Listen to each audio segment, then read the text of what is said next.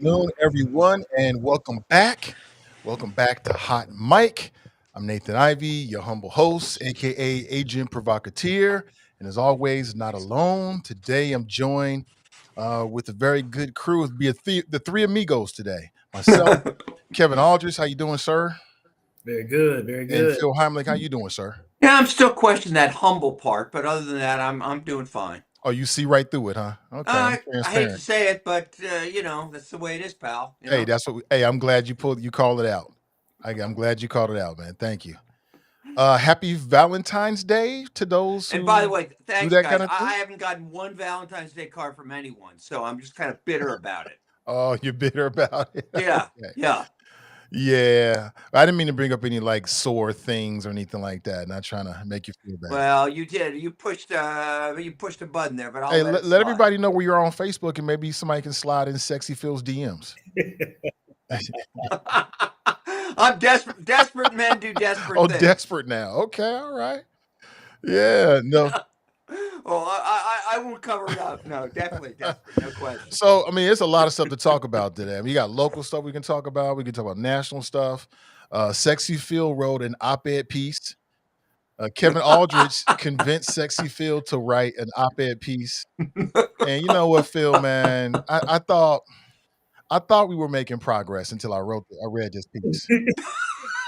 You mean with With you or you, I with thought I was me? making progress with you. And then I read this piece, man, and I was just so disappointed in you, Sexy Phil. Is it on the screen here? Let me pull this up. There it Hey, is. Yes. listen, listen. Kevin made me do it. I had no You're gonna choice. blame Kevin is good at his job. He got you to do this, huh? Oh, dear Lord. Yeah, he set me You He's up. know That's how what many happened. yeah. times I hear that, Nathan, that I'm the setup man. I wish I could say it's the first time I've heard that.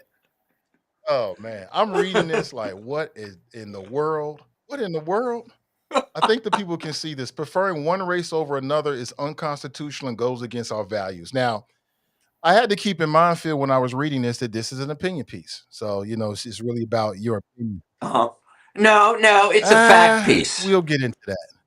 But my general impressions, and we can break it down line by line. But generally, Yeah. No, I yeah, seriously, I'm I'm gonna be interested. honest with you. Seriously. Generally speaking, I thought that you went for the sizzle, and there was very little substance to it. To me, when I read it, yeah, to me when What? I read it, I felt like you were pandering to a conservative base, right? I'm just being honest. Oh, I'm come telling you, it's on, hot, Mike. come I'm on. telling you, I felt like it was meant to not educate people, but to virtue signal to the Republican base. Really? I'll refute that. I Yeah, can I mean, you refute made that. some. Go ahead. It wasn't good, bro. It was not good. Yeah, let me refute that. Just give me. Well, I Can I haven't really refute said that? What much you other just than said? my general statement, but go right ahead. All Yeah, right. what needs to be said?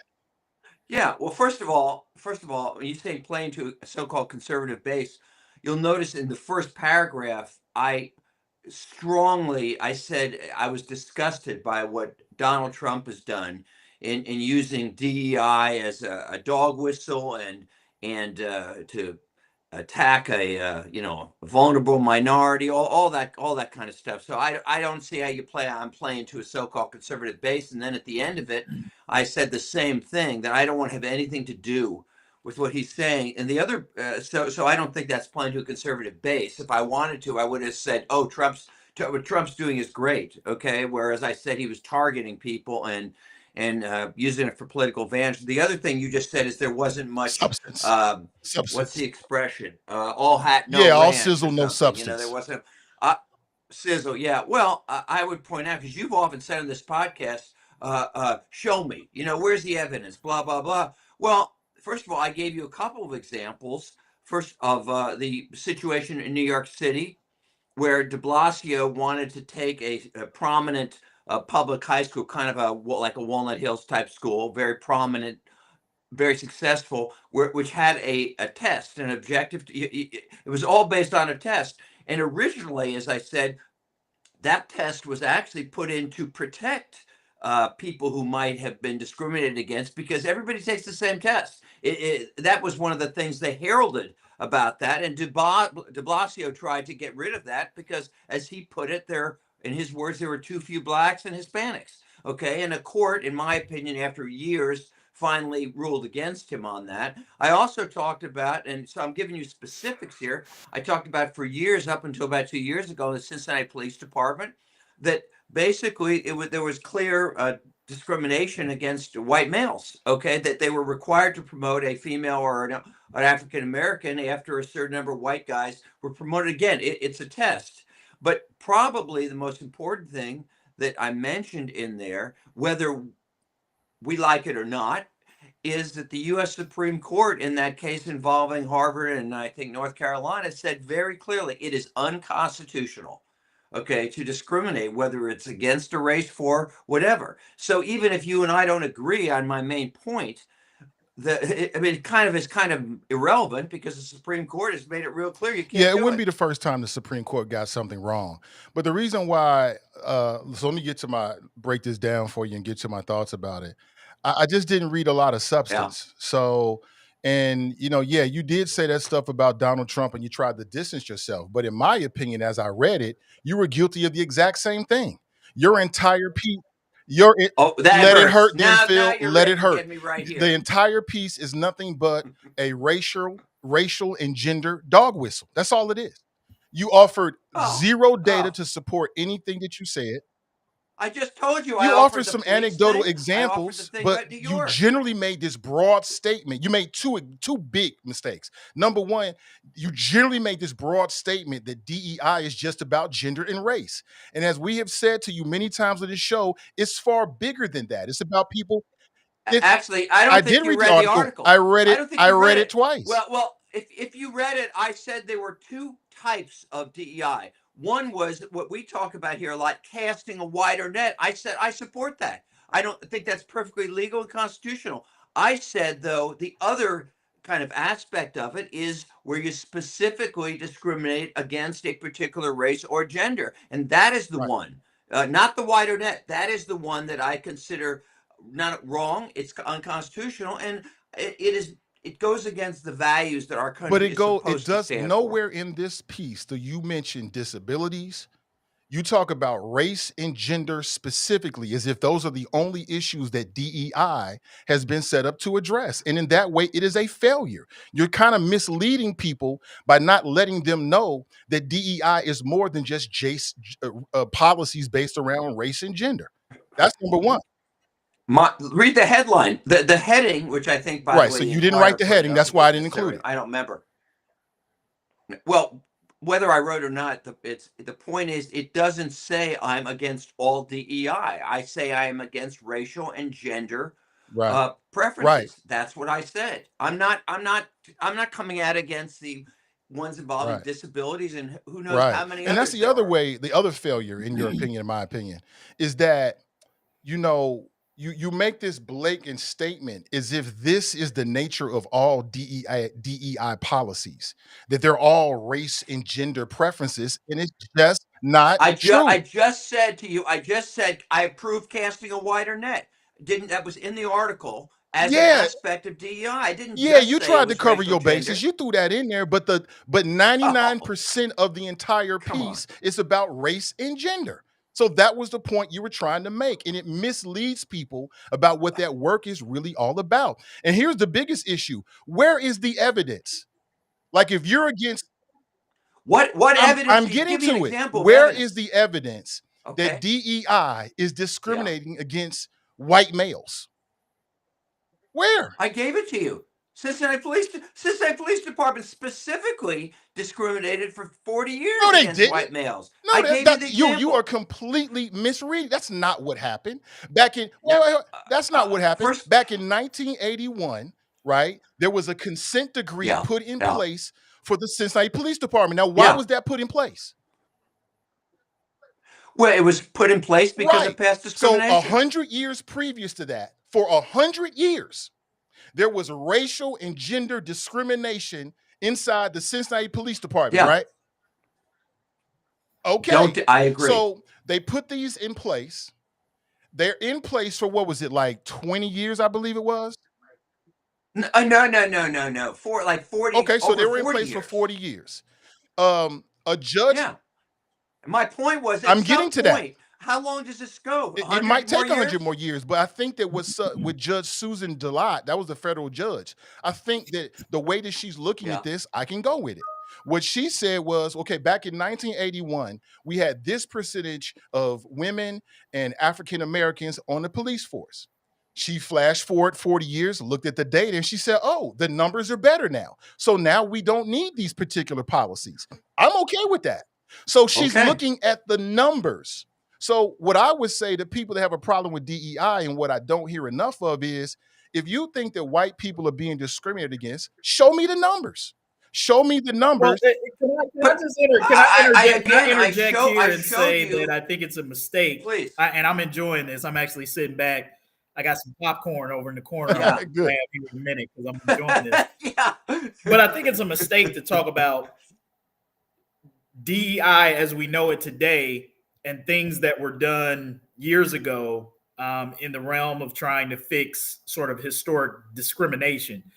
And I think one thing I agree with that Phil said in his piece is it's kind of like what CRT became. Like anytime you start reducing something to three letters, it becomes problematic because everybody wants to throw everything and what they believe it to be into that pot, and you wind up talking about things that are not exactly the same thing all under one umbrella. And so I think it's a mistake to talk about affirmative action and some of the things that were done to correct historical wrongs 30, 40, 50 years ago and how we think of and regard DEI right now.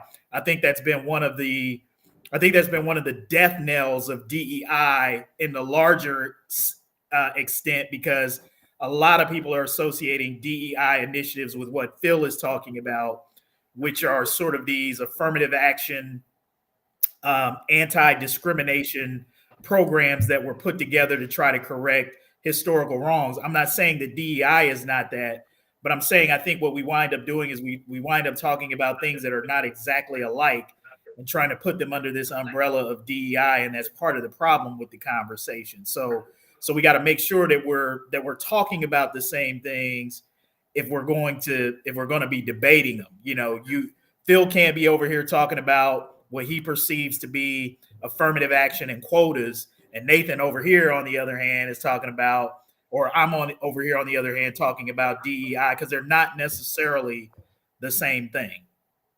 And that's another part of the problem in the piece, is that you don't make that distinction. You kind of blur the lines. Oh, are you kidding? I made it early on. I specifically said DEI means different things to different people. Some people see it as, I used the words that I got from Kevin in previous podcasts, and maybe I can't remember, I think it was Kevin and maybe you too, casting a wider net. I said I think that's fine, because actually it not only makes sure nobody's discriminated against, but it produces the best quality of applicants because you have a greater pool. You didn't put So that in I the piece. That part differentiated was not that in the from what piece. That last sentence was not in the piece. it's, all right, you want me to Yeah, quote it from you? yeah, I can pull Yeah, it up right quote now. it I'm to you. looking at it. All right, Yeah, yeah. pull it The up, last thing you pull it up, said, and look at the words. Look at where I say DI means different things, and I said one is casting a wider net, which I was fine with. The other was the kind of quotas. yeah, but It's that's it's not right the in the last thing you article. just said. I differentiated between two types of DEI, or what people refer to as DEI. How could I be more clear? I said one is what we talked about in this podcast, casting a wider net. And I said, that's good, that's positive. And then I said what the other aspect, which tends to be what the opponents tend to use exclusively, like Trump and others, is where you specifically, I would say, Yeah, and discriminate in yeah, you favor of gender and race. I said it. How you could could I be more be clear more by clear? when you said casting a wider net, and then further explaining why casting a wider net provides a benefit to American companies and really our society in general. You didn't do that, Phil.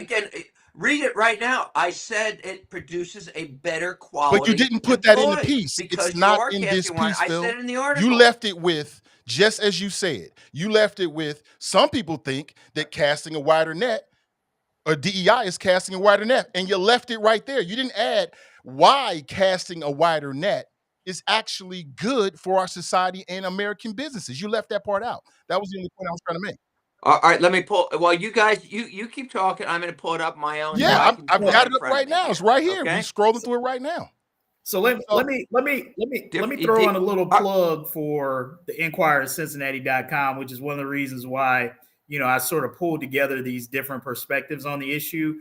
And folks should go back and look at it. There's a piece, Nathan, that was written by this brother named Byron Stallworth. He works in the field of DEI. Like that's what he does. He's built Good he's friend built of a mine, by company the way. around it. And his piece is actually a good companion piece to go along with Phil's. And I say companion not because his ideas are the same as Phil's, but he actually kinds of explains and maybe puts a little meat on the bone in terms of some of the things that you're talking about, Nathan.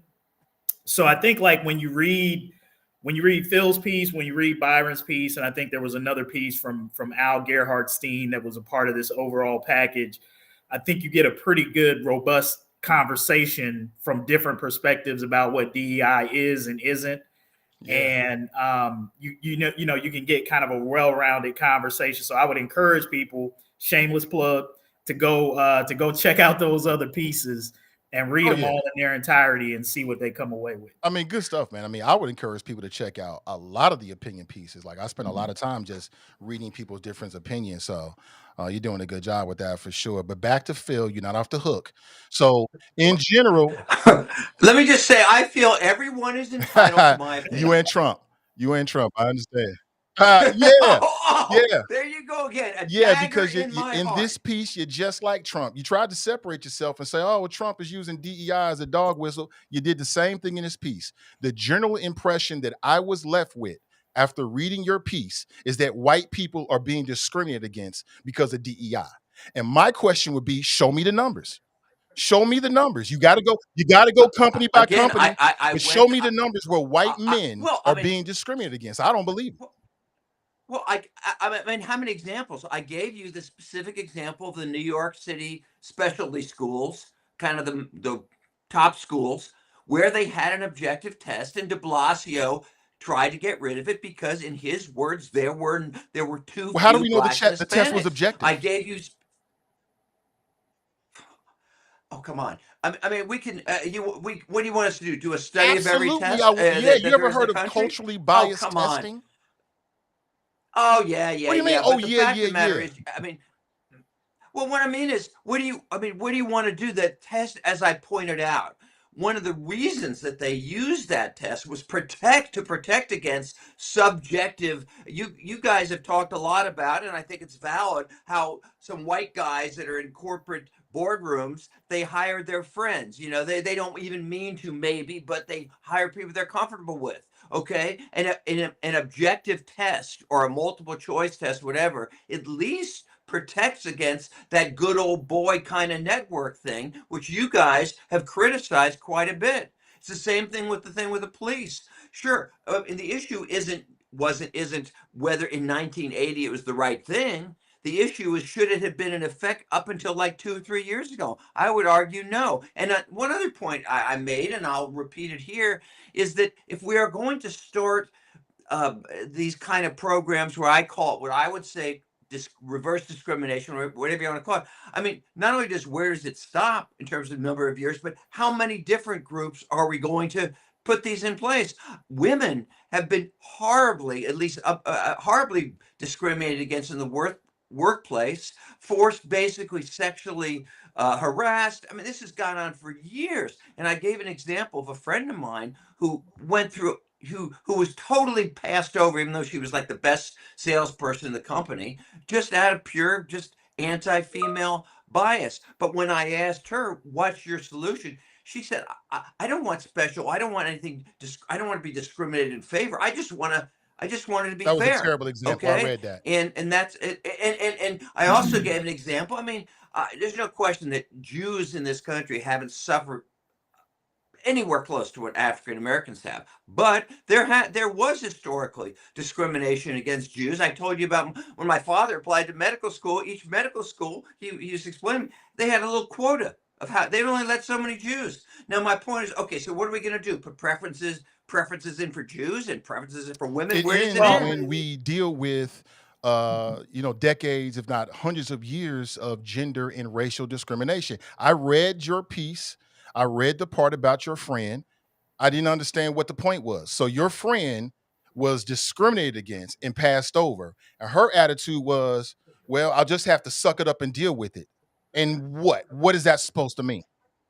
No, it's not true. That wasn't her attitude. Her attitude was change the system so women are and not that's discriminated really all against. That's what she wants. DEI is, Phil. But there's also this recognition, and this is where the failure to sort of recognize why DEI is necessary. And I've said this a million times on this program.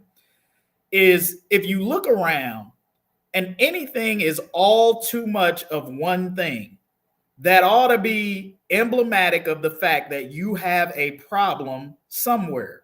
So if I let's just say if I work in an office of 100 people and 95 of those 100 people in that building are let's just say white men, that ought to be a signal, a red flag, no matter what kind of hiring processes, no matter what kind of objective tests that you think you have set up, that if it's 95 to 5, that ought to be emblematic that there is some problem in the system. Otherwise, what you're saying is that 95% that white men are 95% better at everything than everybody else.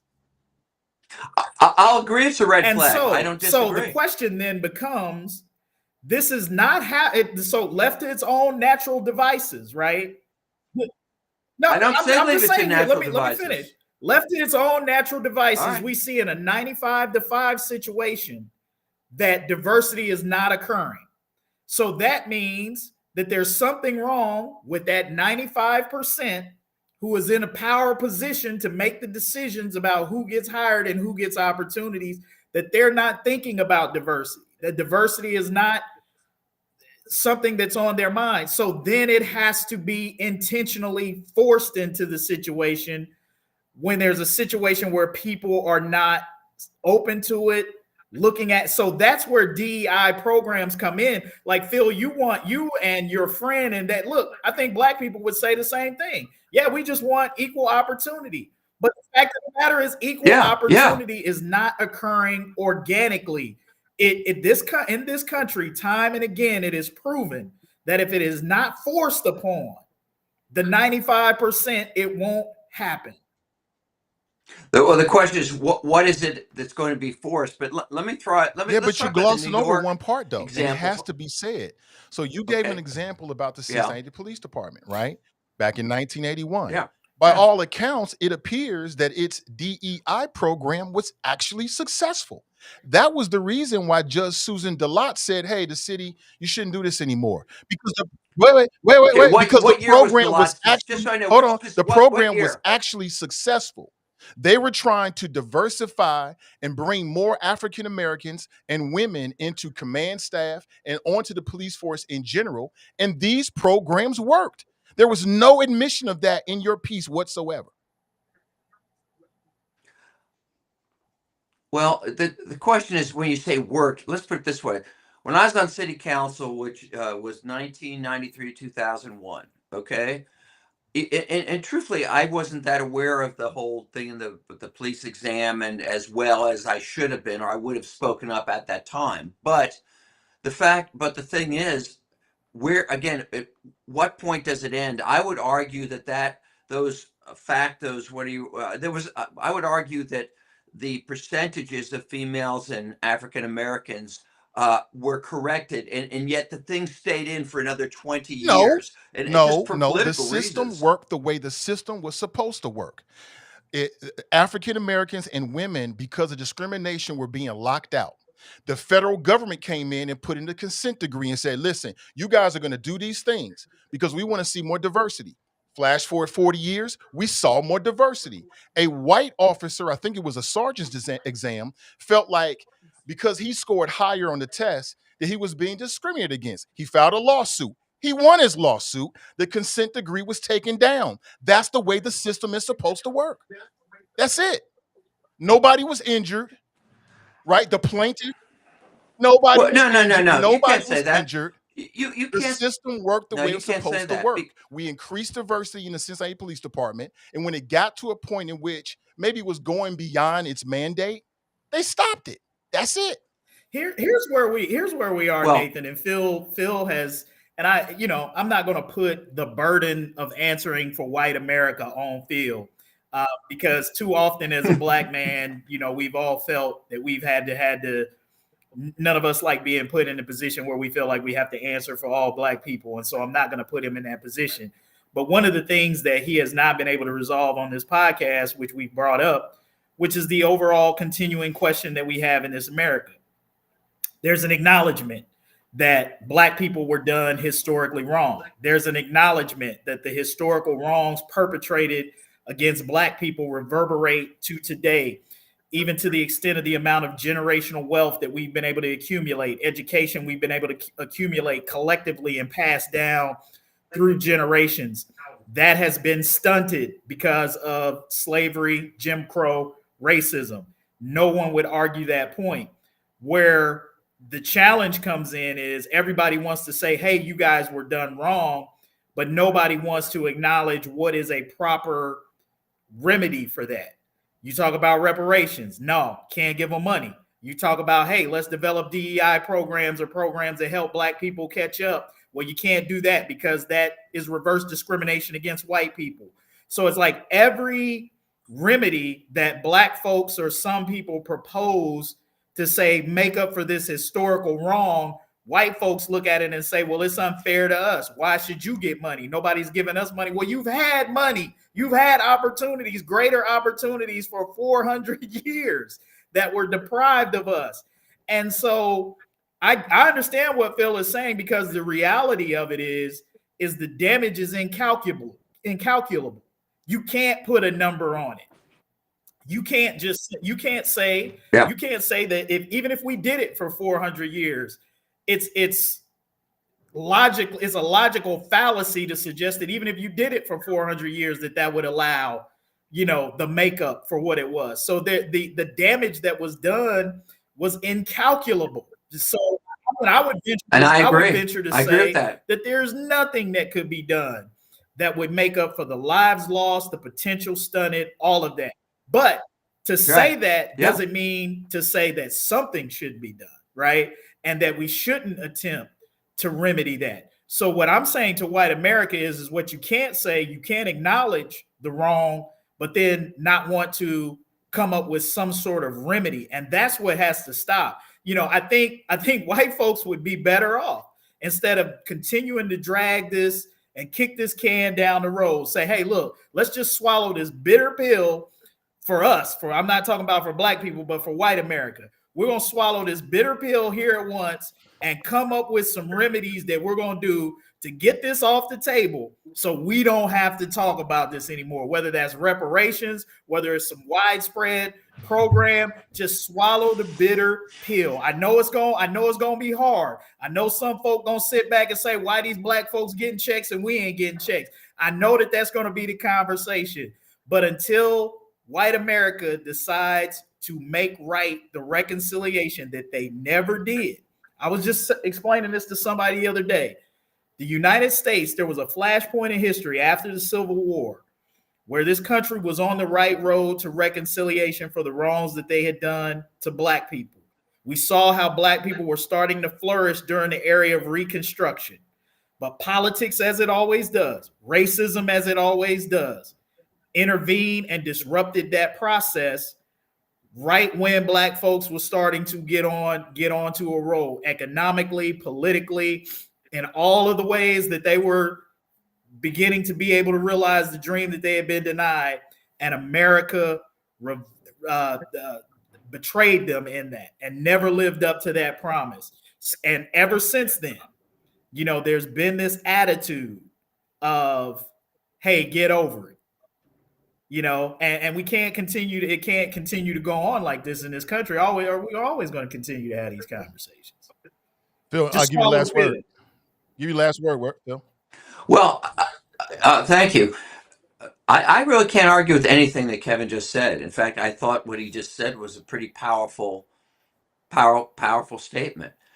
I would say, without getting too much in the weeds, that in that New York situation, the reason why you can say, oh, the test was biased, but the reason why the test was only producing 10%, say, Black and Hispanic instead of whatever the population, 30 or something, I would say it wasn't because it was a biased test. I would say it was because, as a result of all the history Kevin just talked about, the schools in the inner city where many of the Black and Hispanic kids came from were crappy schools, and they were crappy environments that they grew up in, which gets into the whole my belief about school choice, which I won't get back into. But the point is, the solution or the remedy in that situation wasn't to let more people in the school that didn't pass the test, but the real remedy was correct why these kids were coming from environments where they were not able to pass the test and Yeah, I get think in. both could be true, but just want to leave that with you, man.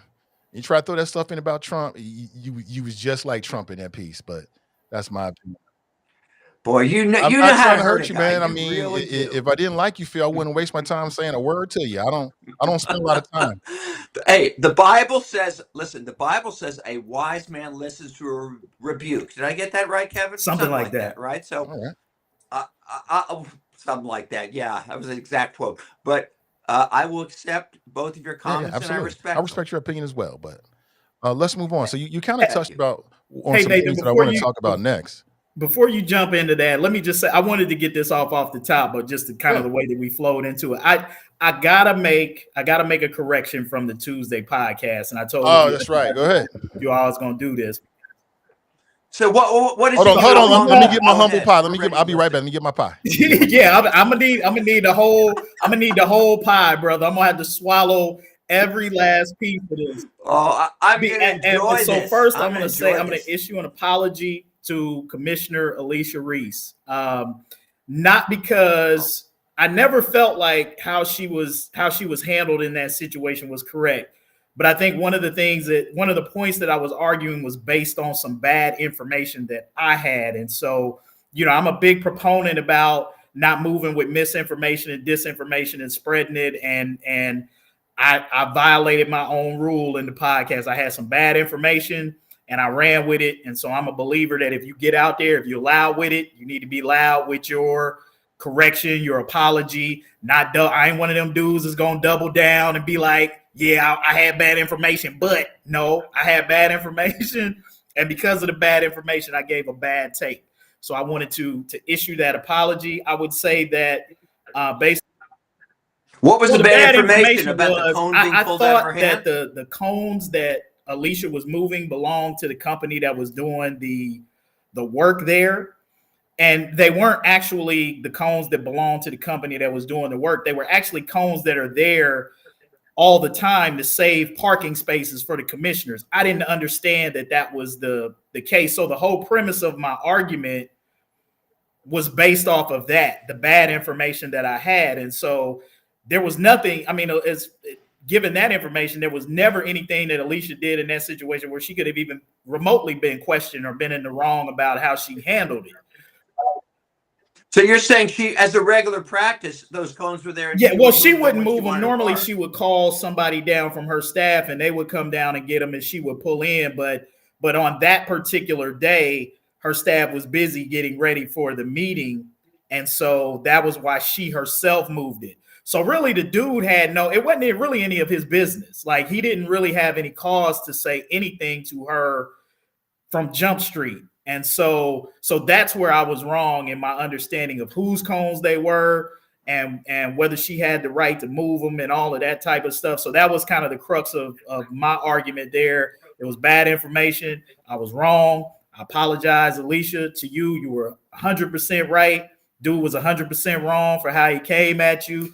And if he got removed off the job, he got what he deserved because he should have minded his own business. So Yep. there it is. I just wanted to get that off. I had to set the record straight, clean it up. I stepped in it. There, I said it. Now we can move on. And I just will throw out another Bible quote. We're supposed to confess our sins to one another. So Yep, good job there, Kevin. And absolutely. one of my toxic traits of many, I got a whole lot of them, I fully admit it, is that I'm not the kind of person to not tell you that I was right. I told you so, Kevin. I tried to tell you, bro. I try to say it over and over and over again. I'm like, listen, if that is your space, uh, That's very big of man, you. we No, can I say Very it was like big just, of like I you. that. was, it was a mistake that I trusting that the information that I had was solid, and it wasn't. And so that's again, that's on me. So even as Nathan was arguing his case, I wasn't hearing it. I wasn't hearing it because I was sure that what I had was right, and it Oh, wasn't. And I'm so, loving this feeling. Hold on, I want to yeah, sit here no, for a hey second. man, like I said, you can't be too big to back down when you make when Oh, oh. Give me a second. Give me a second. Give me a second. I want to. It's Yeah, kind I of want to just intoxicating. Is feel that what you're this air saying? for a second. Just soak this all in. I'm just playing with you, bro. Oh, Happens all the time. It's no big deal, but I'm glad you was big enough to just put it out there. oh. So I want to talk about the Department of Education and Trump. I don't know if you've been watching any of this, but I mean, it's been some wild, wild stuff that has been said by Trump appointed nominees to these various federal positions, including the Department of Education. This one right here, Linda McMahon, and more than likely she will be confirmed because Republicans don't have a spine. They don't really care about the American people. They only care about Trump and serving their own interest in the moment. But she was asked a question like, listen, if are you guys going to be spying on after school programs that may be doing things like, I don't know, African American history after school or some kind of program like that? And she failed to even answer it. Trump has put it out there that what he wants her to do is to essentially put herself out of a job. So she's being hired to dismantle the Department of Education. Now, Phil, you and I have been sort of flirting around this conversation. I look at this as probably the beginning of probably a multitude of conversations over the next months or years or so. But what do you think in general to the crew about Trump's plans to dismantle the Department of Education? Well, it's interesting because I have a lot of things I would like to actually say on this podcast. It's at some point, maybe at the end, about what I see happening to our democracy. But as far as this narrow issue, I got to tell you, I believe 100%, I have for many years, in getting rid of the Department of Education. Now, that doesn't mean the way they're doing it is the right way. It doesn't mean going around Congress is the right way. But just on that plain issue, I've always believed that we should get rid of the Department of Education and some other departments too. And I'll tell you why. One reason is, frankly, it's unconstitutional. The federal government, the courts have allowed the federal government for years to take over stuff that the Constitution doesn't give them the right to. I believe it's the 10th Amendment. It says if a particular function is not enumerated in the Constitution, then the federal it's left to the states. But even putting that aside, I believe, and I think you can see this, that the quality of our education in this country has gone down ever since that whole Lyndon Johnson stuff where they started getting, and ultimately Carter's Department of Education. The more federal involvement there is, the worse it has gotten. And I probably shared before, I'll give you this anecdote. Steve Adamowski, former superintendent of the Cincinnati Public Schools, who was known as a pretty progressive guy, he and I were talking, and I said, Steve, if you could give up, if you were able to give up all the federal money you get, which I think is about 25 million a year, you're able to get, if you can give that up and be free of all the federal regulations, would you do it? And he said, in a heartbeat. Meaning the people who are best equipped to decide how to run schools are not uh, people not the president, it's not Congress, and it's not governors even. It's local school boards, okay? And I believe that's why I'm also against all this anti CRT stuff that comes down from on high and book burning that comes. I believe the local school boards should make those decisions. So I'm 100% in favor of getting rid of that And department. your reasons why again are because you feel like it's unconstitutional, which it is not unconstitutional. It's not. It is. Yeah, Oh, absolutely. really? What about? I believe it's the 10th Amendment. Well, You I don't do believe in believe in it, that? but I also believe that Congress has the right to create a federal agency as they did. I also believe that. No, they But they don't. did, They don't. and it survived. They It did, but they survived. did. But I It believe it was survived decades unconstitutional. of legal attacks. So it's still here. So it must be constitutional. No. I don't. First of all, I'm not aware that somebody sued to say it was unconstitutional. But even still, look, if you go back to whatever the 30s or whatever, for years, okay, the courts have basically allowed the federal government to take over all kinds of stuff, okay, that is clearly not something that is of in a federal nature. Okay, the way the Constitution reads is that if something is not enumerated in the Constitution, it's a state issue. And let's take like the 14th Amendment or the 50th, the ones that came in after slavery and so forth. That is a very, very clear example where the federal government was given constitutional authority to outlaw discrimination, okay, by race in throughout the whole country. Okay, that's what it means to be Here's enumerated. what I find interesting about Trump's attack on the Department of Education, and again, I always just look at these points of hypocrisy here, and not to get into the weeds of your constitutional argument about the U.S. Department of Education. I do think It's also I do think it's equality, though, interesting. I do think it's Mike. interesting to that point, to Nathan's point, that if in fact it is unconstitutional, it's interesting that we have not seen any Supreme Court resolution on that issue up until this point. If what you say is in fact true, Phil, that you would think that this would be something that would have been argued and decided by the United States Supreme Court if in fact the Department of Education was unconstitutional. No, they have allowed. This has been going on for years. I don't agree. The courts for years have permitted the federal government to take over things that I would clearly say they don't have a right to. But let me just again say, even putting that aside, I think the quality of education in this country has suffered because of all the federal regulations and mandates. These How people in so? Washington do not know enough. They don't know more than the Cincinnati School Board or whatever local But school. you do They don't realize, know Phil, more. And that the Department of Education has no response. It has no purview over local school curriculum. That's all done locally. You do realize that, right? it's not just curriculum. No, I'm not. So I in don't what way? deny So that. tell me in I what don't way? deny it. It's Yeah, not but just so tell us curriculum, in though. what way has the Department of Education negatively impacted local education outcomes?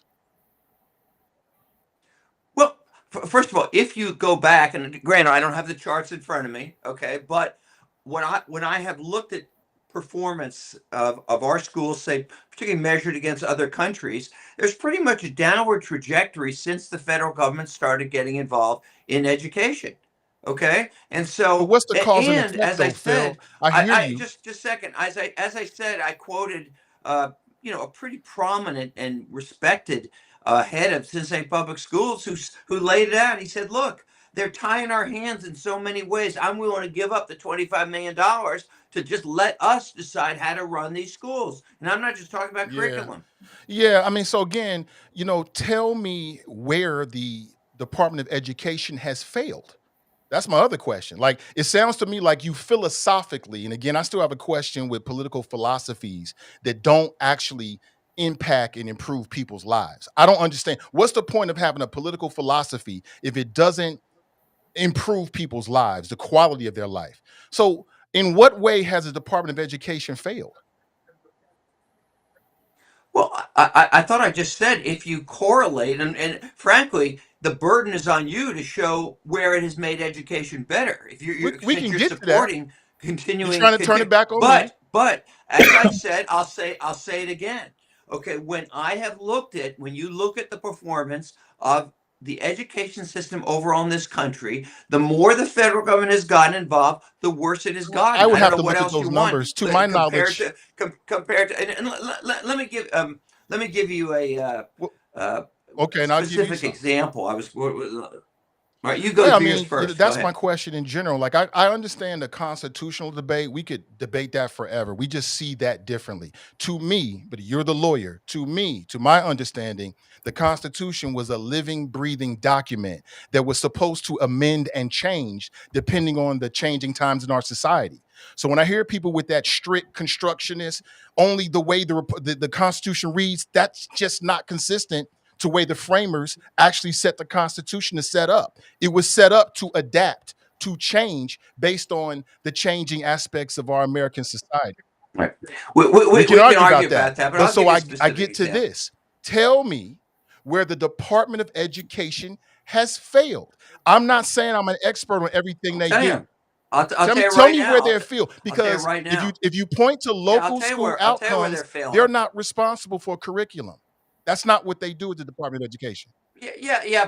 But you can, as Steve Adamowski said, without deciding what specific subjects that can be studied are, you can put enough regulatory clamps on people to make it very difficult for them to do their job, like perhaps not being able to fire bad teachers, things like that. In But let me Ohio, give that's you all. a If you're specific. looking at Ohio's student outcome and performance, you've got a stronger correlation to what's happening at our state house than at the federal level. So if you want to point a finger, We're not if you talking want about to the point a, state. I'm I'm just not talking about talking about Ohio. If you that. want to point a finger at who's responsible, there is a stronger relationship to Columbus than to Washington D.C. in terms of student outcome. Are you saying that Columbus's involvement has made I'm education saying that worse if in you are Ohio? upset about student outcomes, there's a stronger relationship to Cincinnati to Columbus than Cincinnati to DC. Okay, just so I understand what you're saying, I've are you said it twice. saying that are you saying that the state government, their impact on education in the state has been harmful as opposed to positive? Is If that what that's you're how saying? you want to take it, whether it's harmful, So, but No, you can take no. it If both that's ways, what you're Phil. So saying, wait a minute. Here's what we ought to put, because I'm listening to what Phil is saying, and one of his biggest arguments against the Department of Education is regulations. So let's talk about regulations and what a lot of federal agencies exist to do, which is primarily to protect American citizens from the wrong actions of whether you're talking about the EPA or the Department of Education. Their primary functions with their regulations are to make sure that there's fairness in the system, that there's some degree of equity within the system. And so if you look at primarily what the US Department of Education is doing, I mean, it's like Nathan is absolutely correct. Like they're not meddling in the curriculum of what individual school districts are teaching. That is still very much left up, to local areas. But what they are making certain of, and even Donald Trump is in favor of this, because if you look at what he's talking about is sort of what here's the danger that I think of what you have to some degree is if you don't have some general standards that go across the whole country that every school district, regardless of where you are, has to adhere to some degree, then you can get this patchwork of unfair.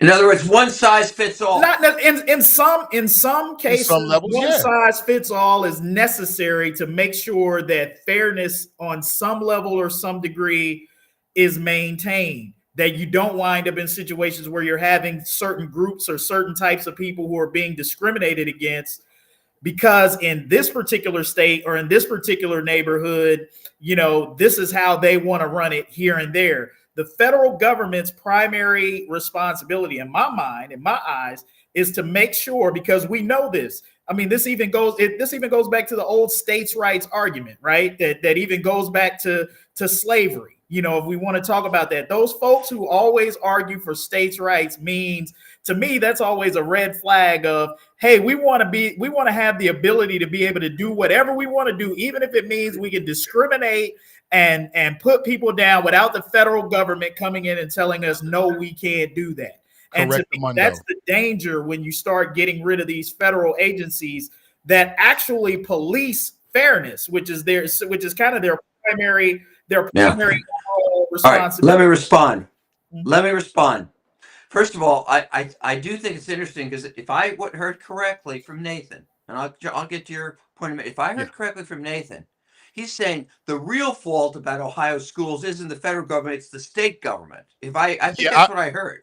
I And would make that argument. Yes, by 100%. the way, okay, that proves Which my is central point, which is that local control of schools, the people on the local school boards, and they do some stupid things, but the people on control of and I didn't agree with a lot of Cincinnati school board stuff, but I believe the people on the Cincinnati School Board are better equipped to decide what's best for their school district than the governor and the people in Columbus or the federal government. Okay. And now let me give you one specific. You guys are asking for specifics. Why the education department has heard education. Give you one specific here. That one of the duties, if you and I've read up on this because I knew we were going to talk about it, is that all those federal student loan programs basically run through the Right. Department of Education. Okay. Now, I think we all know that the crisis we've had in education in the last, I don't know, 10 years is the cost of college. Let's look at college, of college education, of tuition has gone Yeah. It's totally obscene. ridiculously 10 times, excuse me, 10 times inflation, something like that. Okay. And what's so sad to me is we see millions of kids who leave college owing $100,000-$200,000, and which, by the way, what is so unjust about it is it's the only debt you can't discharge in Right. bankruptcy. So these kids get Thank hooked. God for the Department of Education, Okay, or it'd be worse. they get hooked for their whole life. Now, I would argue that the reason for this astronomical increase is because the federal government's involvement. They are guaranteeing all these loans. So these loan companies that use the federal guarantee, well, let me put it this way, colleges don't have any incentive to compete and cut costs because they know the federal government's going to give these kids all the money that they want.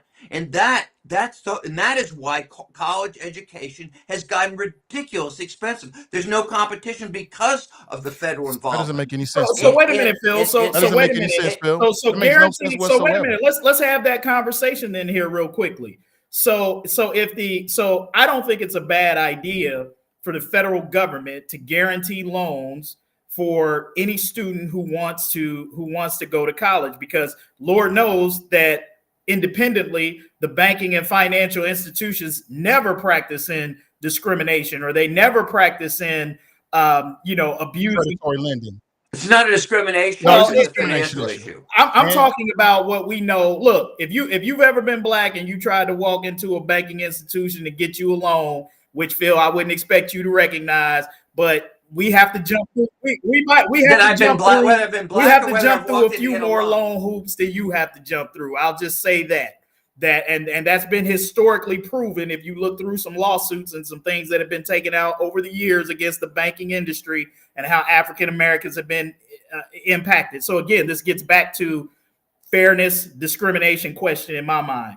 So if we want to say, I don't think it's a bad thing, but if we want to say, hey, something needs to be tweaked with that, to that the federal government needs to say that these institutions, or that there needs to be limits to where these colleges and universities can go as far as their tuition in order for their students to get these guaranteed loans. That's a different conversation than saying, oh, it's a bad idea for the federal government to be involved and we should just get rid of the Department of Education because universities are taking advantage of the student loan system. Hey, I'm all for saying, hey, let's go in and change some things around, but that doesn't mean that it's a bad idea. What's happening is that these loan companies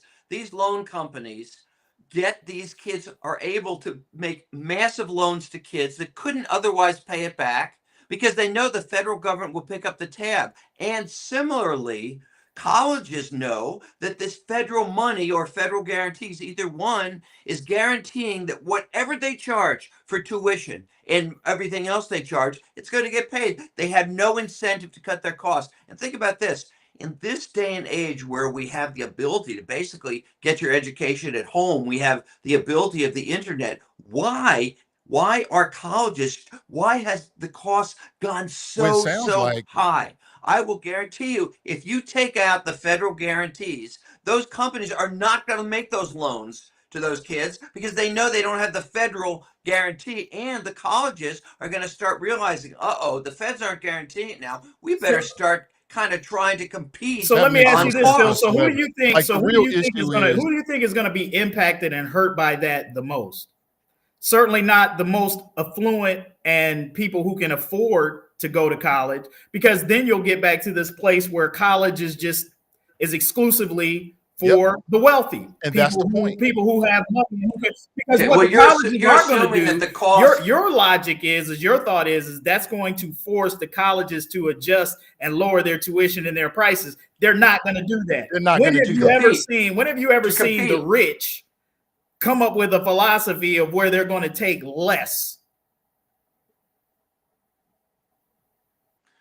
Yeah, the rich. The rich. Look, these big Well, universities that let are me put it making this money way. hand over fist, they're not going to go. They're not going to go backwards. They're not going to give up the money that they've been making. How do you think they're going to make that Well, up? let's put it this way. If they have to compete for students because the federal government isn't picking up the tab, I guess what they're going to do? They're going to compete. Okay, they will compete. Yeah, I mean that's a philosophy with no evidence behind it. The reality is, How do the you guys reality explain is. the So let me ask you this, astronomical? Phil. When you went to college, right? Yeah. Right. Kind of. Did you have to get Yeah. a Pell Grant? Kind of. Yeah. Right. So you No. don't know. Wait. I went to But college. but you but you want to know I would something? You not want have to know been able to something? go to college Let me tell you something. without a When Pell I Grant, went to Phil. when I If, went if without to a Pell Grant, okay, let me tell somebody you like something. me would not have been able to afford college. I would not have been able to go there. And that Today, was 20 all years right, ago. but And so but that's another thing that the okay, but Department of look at this. Education does.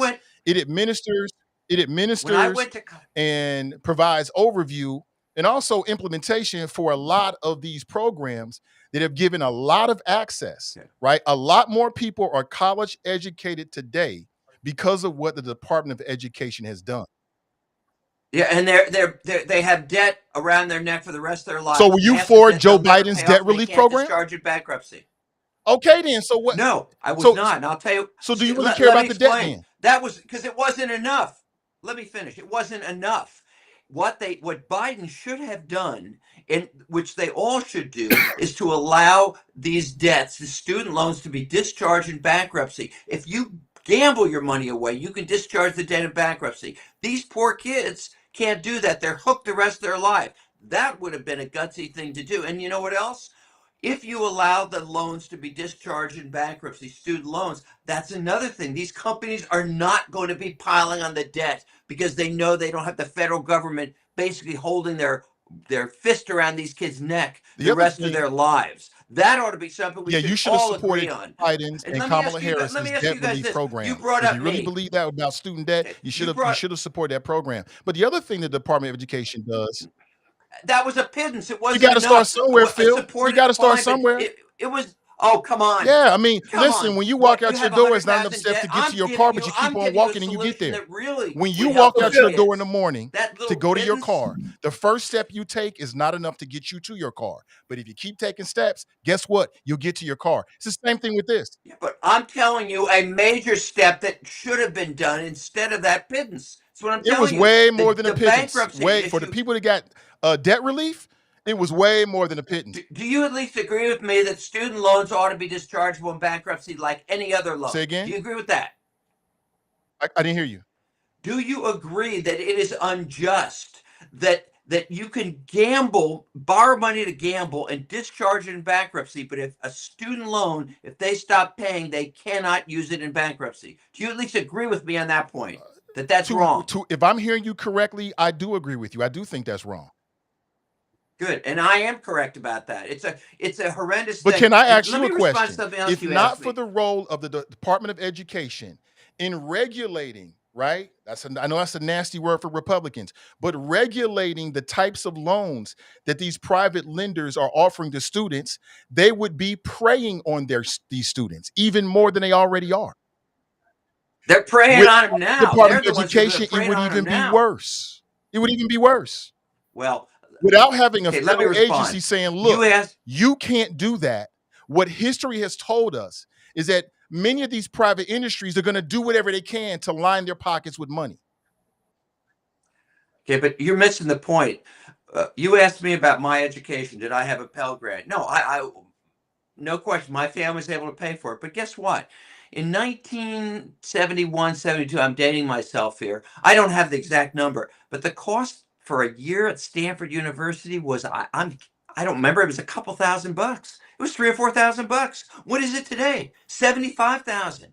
When I went to the University of Law School in the late 70s, one of the most prominent law schools in the country, I can remember. In fact, I had a little minor company. I made a little money. It was a couple $1,000 a year. Do you know Oh what yeah, I it do. costs I have a now daughter in to college go to right now. law Yeah, school for three so it years? sounds like what are you So what arguing does it then cost? What's the that the federal tuition? government should regulate universities in terms of their tuition? Because if you are, I'm in agreement. I agree with that. Yeah, they're regulating them now, and the They are not result regulating is them now. tuition is like They are not 75,000 a year. regulating cost. You To don't my think they're knowledge, they are regulating them? not regulating college tuition or I'm books. telling you, we can argue all day. I'm telling you, the massive cost of education Of the is greed of because the universities. colleges haven't It's had to because of the compete. greed of colleges and universities, and perhaps they need to be regulated. We should stop that. They are regulated now. We've all said that The they're all the cost regulated of college is not regulated by the federal government. because you want more Yeah, regulation. you just said that the rising We cost have was too different. Let's much. just say we have different philosophies, Nathan. We have different philosophies, but I truly believe. I think the three of us would agree. The fact that when I went, and again, when I went to law school, like I said, I remember, I don't know what it was, 3 or 4 thousand for one of the top law schools in the country. I haven't checked. I'll guarantee it's 50 to Yeah. 75,000 now, and Oh yeah, it's well crazy. over the rate of It's inflation. crazy, man. But I would bet that the three of us would at least agree, okay, that the increase in tuition and other college expense has gone let's regulate it. ridiculously high, just through the roof. Well, okay, it's a philosophical thing. I think we'd also all agree that for kids to go through life with 100,000 or whatever the hell it is that they cannot discharge in bankruptcy Listen, is unjust. We can at least I agree would on those agree points. that it's unjust. Yes, I think we should regulate college tuition and perhaps even books and We just don't materials. agree on the solution, The Nathan. the That's just the way college it the is. We don't college agree. racket is. I used to make a joke that it was ran by the Gambino crime family, right? Because you can buy a book for $100, sell it back for 20. They sell it for 75. It's just a racket that just takes and takes. So if the federal government or Department of Education wanted to regulate that, I'm all for it. I got no problem with it. But here's what I see. And how are they going to do that? They're going to set prices for every book at every school, Well, I and is that mean, what they're going to the do? federal government is supposed to protect us domestically from all enemies, foreign and domestic. Yeah. Okay. Okay. So how are they going to do that? They're going to run I don't all the think you have to colleges run the now, colleges and to they're going set to any keep the standard. cost You don't have down. to run the college to say, "Hey, listen, All right. So you're saying they ought to fix the I prices I for every I college, think that tell every somebody should college look how into much to that." I charge think for a that's a book. damn good idea, and that's the core of what a regulation is supposed to do. Sometimes you have Hey, regulations that protect consumers. so Phil, Donald Trump being the bully, using the bully pulpit as he is, he's gone around and he's told everybody, hey, if you want this federal money, you got to get rid of DEI. Why couldn't he very well go to these universities and say, hey, if you want these federal guarantees and all this stuff to continue, you're going to put a cap on your tuition, and it's not going to be any more than this. Okay. Well, okay. And this is reflecting a different philosophy that I have as opposed to you gentlemen. Okay. You know what I think? I don't think the federal government should give any money to colleges and universities. You know why? Because it's like a hook, it's a lever, and that's just what Trump is using. Okay.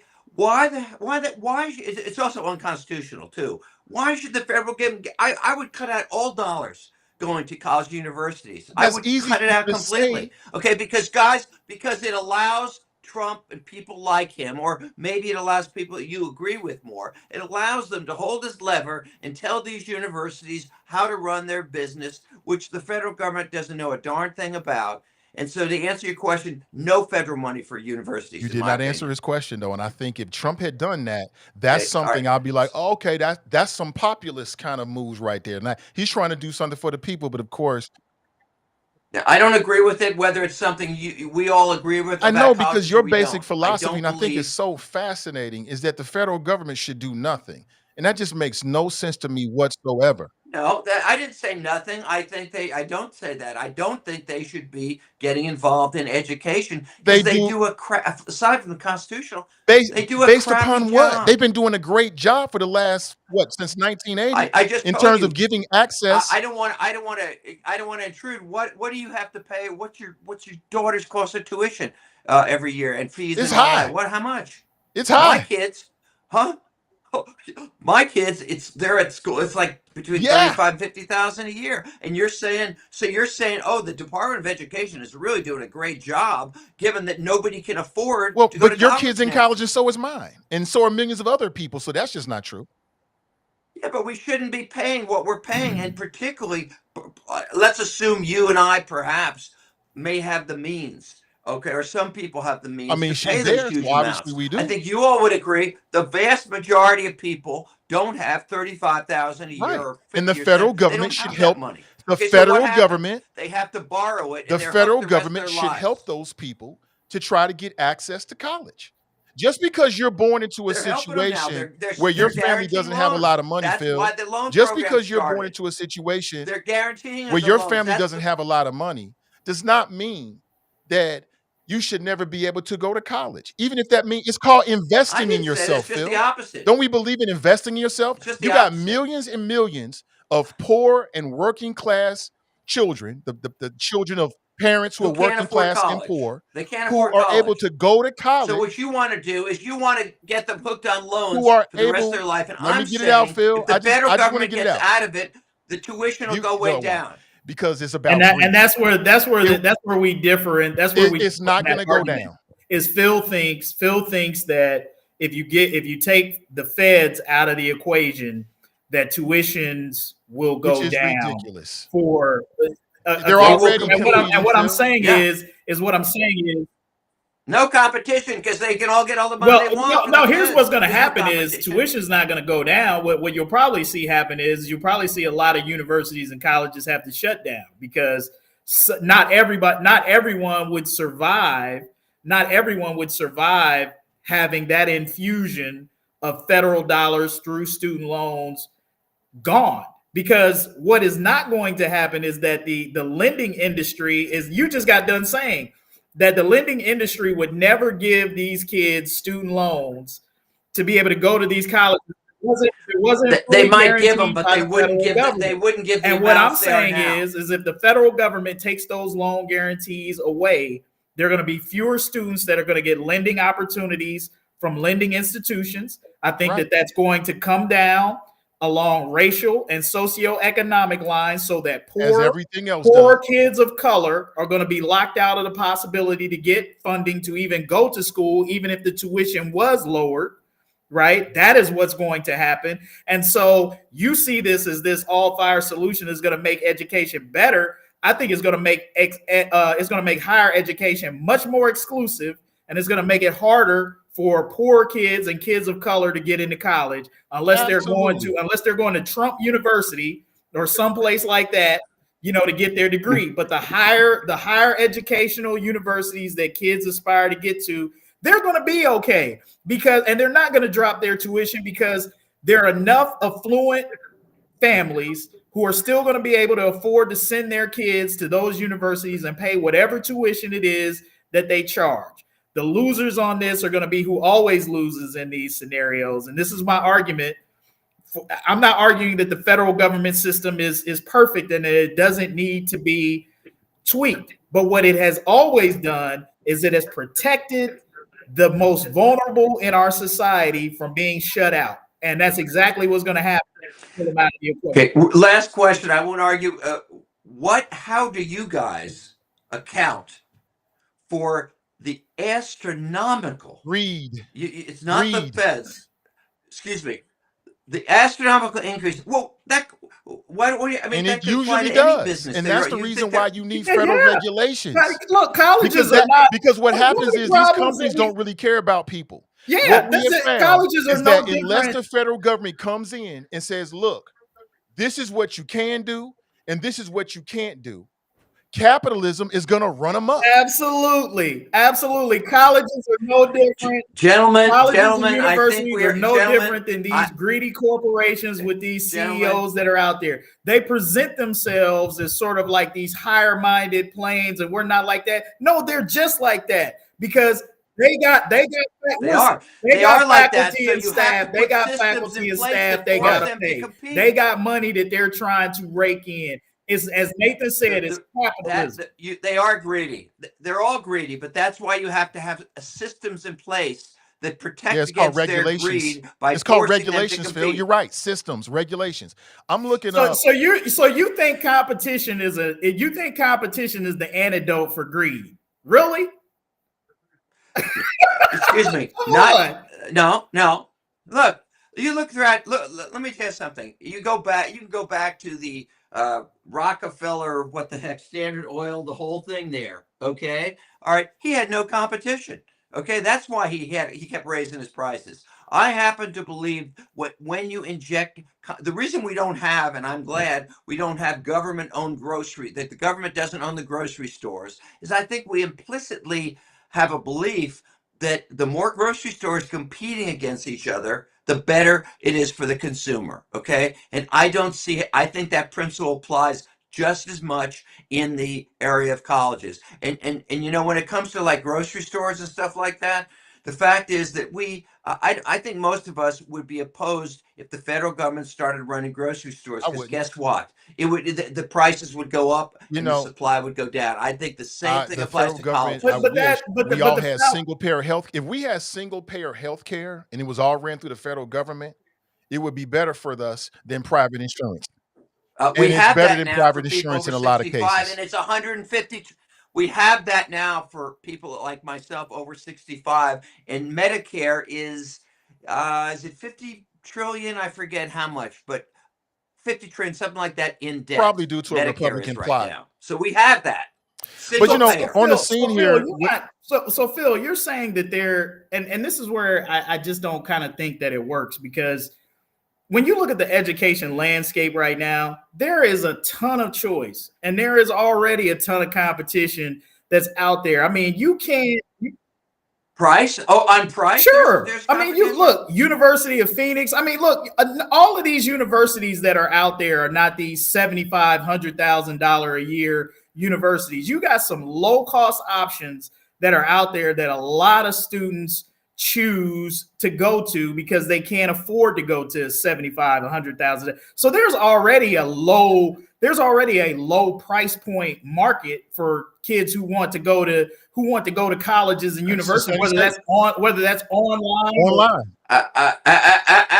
Actually, as far as those for-profit colleges, which I think most of them are scams, but as far as those go, take a look at what the cost is there. What they are good at, I won't name specific, but what those for-profit colleges are good at is basically using the federal loan program. They get those kids signed up, okay, for all those federal loans. That's where they make their money. If you take the loan guarantees out and the federal involvement out, those colleges would all go broke. They'd all And go so broke. you just made the point that I made earlier about what would happen. What would happen is that what is Because more likely they're not offering a good product. what is They're more not likely offering as is if good a you take product. that away, it's not going to increase competition. What it is going to do is it's going to wipe out a whole bunch of universities, like what you just said. It's going to clear them. It's going The to ones clear that them off the provide map. poor quality, the ones that don't provide a good product, it will. Yes, the Phil and ones that these don't provide a good Republican product. philosophies, And man, you are hilarious.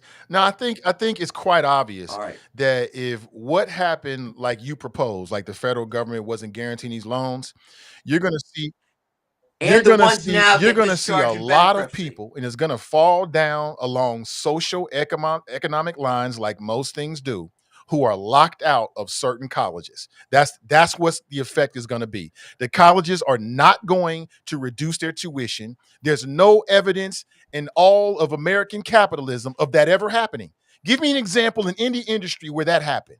It's just not gonna happen because greed is gonna take over. If I'm if I'm Do you know charging what thirty the six no hundred dollars per credit hour right now, and the federal government decides to do whatever you want to do it to loans, I'm still charging the same amount next semester. And whoever can pay for it can Yeah, pay I don't for it. think And so. if you can't, you're locked out. Have you ever do you know what the margin? Do you know what the profit margin is in grocery stores? You ever They're No, talk to anybody in thin. that They're business? incredibly thin. It is super thin. Okay, why is that? Well, because if they up their prices, if Kroger does, Albertsons or whoever the else is, they're gonna get the business. Okay, and by but the Phil, way, aren't to you answer overlooking something? and We already have grocery stores where the food is more expensive. Like go to Whole Foods. Go to Whole Foods as opposed to go to Aldi. And you're gonna see a big price differential. It's a different It's not the product. different It's a price, it's different product. food. It's the same product. It's the It same is a product. no, It's it's Here's not the what same food. product. to make that point, Phil. Why don't we have any more mom and pop groceries anymore? Why are they extinct? Because the big corporations were able to outprice, to basically cut the price because of their large size, which put the mom and pops out of business, which is, I think, unfortunate. And by the way, the reason we have antitrust law, okay, is to protect against the monopoly in the Standard Oil situation. I think, and I think that ought to be even stronger because what antitrust law does is it essentially protects against one company basically controlling the whole market. They should do a better job of it. But that's the reason why mom and pops went out of business because they couldn't sell the stuff for the same price that And Kroger I does. think That's the reason. exactly the same thing is going to happen with these colleges and universities and the way under the scenario that you talk about. The Walmarts of education, they're going to be just fine. The little guys that we talk, they're gonna get wiped Yeah, off but the map. These why is mom and Walmart pop universities, successful? they're going to Why is be gone Walmart because they're not going to successful? be able to survive in the. Okay. Why is Walmart successful? Because they undercut the price of everybody else. That's the reason.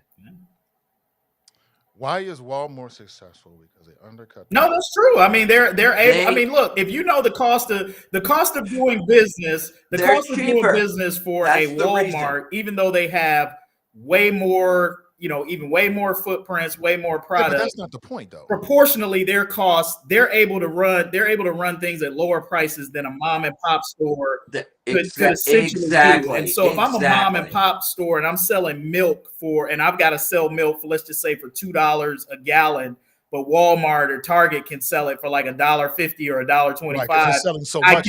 I can't compete with them because people are going to go to Walmart and they're going to get that $1.25 milk. Right. Even if they want to support me, like the mom and pop stores kind of have to become sort of like those niche marketplaces where people who have the means, want to go and support. And that's why we don't have a lot of them anymore. To Phil's point, Walmart is able to come in and do business at a much lower price because they're bigger. They have. But that's not really the issue. So let's say all that's true. What's better? It's better competition. for the people, though? Is it better for the people? More options is better. So more options are better, right? Okay, then. So yeah, just because Walmart's been successful, don't mean that's great for everybody else. Right. It's the people. When you say the people, the consumers, they made the choice to choose Walmart over the mom and pop. They made that choice. What do you guys want to do? Take it away from them and require the government? They made the choice, Phil, because it was cheaper, right? Not necessarily because it was better. Yes. And in order for me to pay 75 cents more for a gallon of milk, there's got to be some damn good milk. Look what's happened. Look what's happened, though. Look what's happened. Now we're talking about food deserts. So because of the extinction of these mom and pop groceries in your neighborhood, now we have whole neighborhoods without grocery stores. So is that a success story? I'm not sure it is. It's a success story for Walmart, but in terms of the community, I don't know if that's a success story. Let me tell you something. Kevin accused me on the NIL of being a socialist. Well, hold on, Kel, before you move on. And even can you admit that part of the consequence of the success of the Walmarts and the demise of these neighborhood groceries are food deserts? You got whole neighborhoods of people. More than that. It's bigger than food deserts. Yeah, it is. Whole neighborhoods they don't have quality access. Okay, give me an example of a food desert. Yeah, for a long time, they're Hills, not within for a long time, Walnut Hills was a food desert. Yeah, they just recently got a grocery store before. Isn't there a Kroger? Isn't there a Kroger in Walnut Hills? They just recently got one. They just recently got one. The Kroger, it closed up years and years ago. Recognized the demand. It closed up years and years ago. Kroger recognized the demand. And you had a lot of people, primarily, let's say elderly people, that don't really get around. They may not have grandsons to drive them here or there, and they suffered. So just because Walmart was successful doesn't mean. Just a second. Let's doesn't think mean about it was a success story for everybody else. All right, I used to live in kind of Hyde Park, but kind of off of Bryanville area, Okay. pretty close to Walnut Hills. As far as I remember, there was always a Kroger on what street is it? You Phil, guys know, I whatever gave you two Main examples. Street in Walnut Hills. There was always a Kroger there, so I don't know where you get. I grew this up in food Walnut Hills, desert and business. what I'm saying is that you may not know this, Phil, but the Kroger in Walnut Hills closed many years ago and was closed for years. There were a lot of elderly people that lived in that neighborhood were impacted by it. Okay, so you're saying what the government should have stepped in and operate their own What grocery I'm store? What's your saying solution? What do you want the is I'm government to just do? I'm refuting the argument that just because But you're always saying it's the government to because do it. So that's what do the you want the government's government to supposed do to do. in The that government is situation? supposed to do things that improve, that not only protect us, Specifically, but there's that's to help to improve the lives of people. Okay, specifically though, in that situation, what did you want the government to do in Walnut Hills? What is your I'm not even making specific that solution? argument. I'm making a second argument about Walnut Hills. Well, then your What I'm argument saying doesn't about hold up. Walnut Hills is that as a consequence of the success of people like Walmart, it has created food deserts throughout the country because Okay, we what is lost your solution, Nathan? those neighborhood grocery stores. So one Okay, possible what's your solution, as I'm solution? sitting here, if you want to press me, could have been to say the Yeah. government can say, hey, listen, we don't think that a Walmart in this particular area is conducive, right, in a productive and healthy way for this particular neighborhood. So we're not going to let you do it. So you want the So we're government to not going to outlaw let you do Walmart? it. What do you want the Just government to like do? just like from time to time, the federal government will say, listen, you got two companies that want to merge. And the federal government will say, well, listen, that's not good for consumers. Okay, is this the city of Cincinnati? Hold on, let me Who's finish it, gonna? Phil. What are they going to Let do? me finish Outlaw it, Phil. Walmart? Phil, I'm you're gonna missing- Let say me this, finish. here's Just the- like the federal government from time to time will block the merger of two giant corporations in whatever industry because they're like, hey, a monopoly in that industry is not Antitrust. only bad for competition, Yes. it's bad for the consumers. They could have did the same Yeah. thing with Walmart. To answer your question, Here's the argument. I think here's where we're trying to go with this, and it did veer kind of a little bit off track in terms of us talking about grocery stores. But I think the overarching point is your point of view is that from higher education, competition is going to be better. That it somehow is going to create more access, a better environment, and Certainly less expensive. And what I am suggesting is what's going to happen if you take if instead of using a scalpel, you want to use a machete on the federal government and higher education, what you're going to wind up doing is you're going to wipe out a whole bunch of guys at the bottom. They're just going to be gone. They're not going to even be options for people to do because they aren't going to be able to offer higher education at a price point like the mom and pop. They're not going to be able to operate it at a price point that the Walmarts of the higher education spectrum are going to operate at. So once they don't have access to that federal money and all that, they're gone. They're not gonna even be in the competitive landscape. So there are going to be fewer options, not more. Like right now, you have many options. There are many options. Those options are going to be significantly reduced if you do what you're suggesting, just by the nature of the fact that some of these universities ain't going to be able to do business without that money. True? yeah. Gentlemen, I believe we're at an impasse. Okay. I mean, I'm just asking. Yeah, for somebody But in the you don't audience, think that you don't think that statement that I just made is true? We have. Let's That- be honest.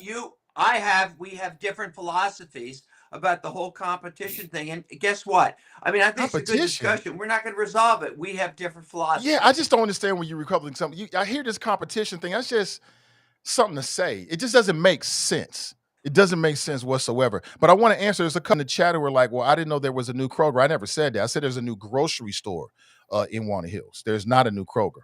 Just drive down, what is that street in Walnut Hills? McMillan. Just drive by McMillan. You'll see it.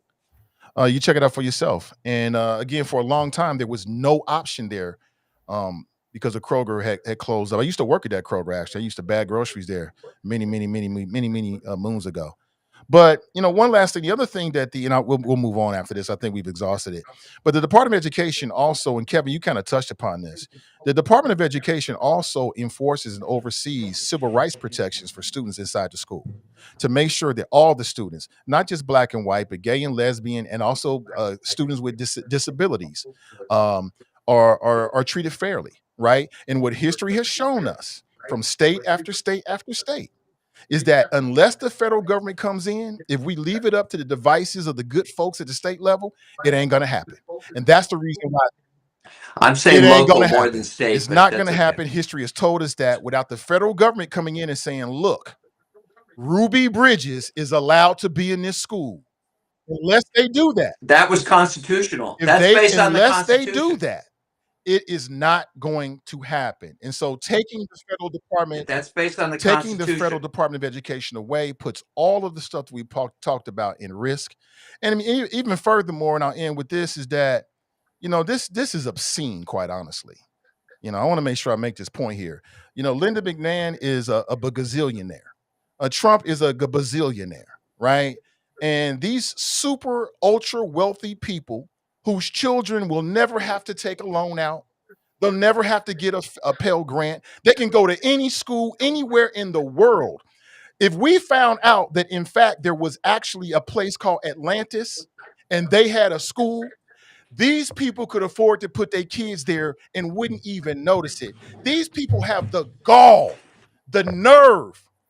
This is class warfare. They have the nerve to try to take this away from working class and poor people. It is porn.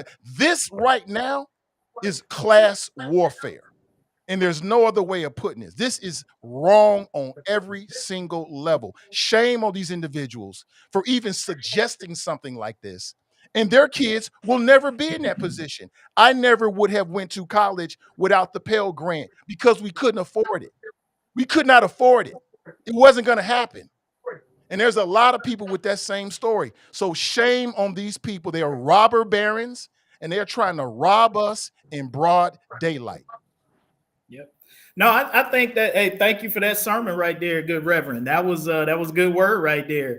Yeah. And I think it was an accurate It word. I mean, I think it's the reason why everybody should be concerned about what we see Elon Musk and all of these other people doing is, and it's one of the things we get into on this podcast is perspective, right? Like they have none. They have no perspective of what it is like for the everyday working class person, let alone somebody who's poor and can't afford to do anything. They have sort of this, and a lot of times they'll throw this on the Democrats, but it's true of them. They have this elitist mindset that that if you are poor, it is your fault. That if you are not able to pull yourself up by the bootstraps, as the American dream promises, that somehow it's your fault and it's the fault of the federal government primarily that you haven't been able to do so. Not because of greedy corporations, not because of greedy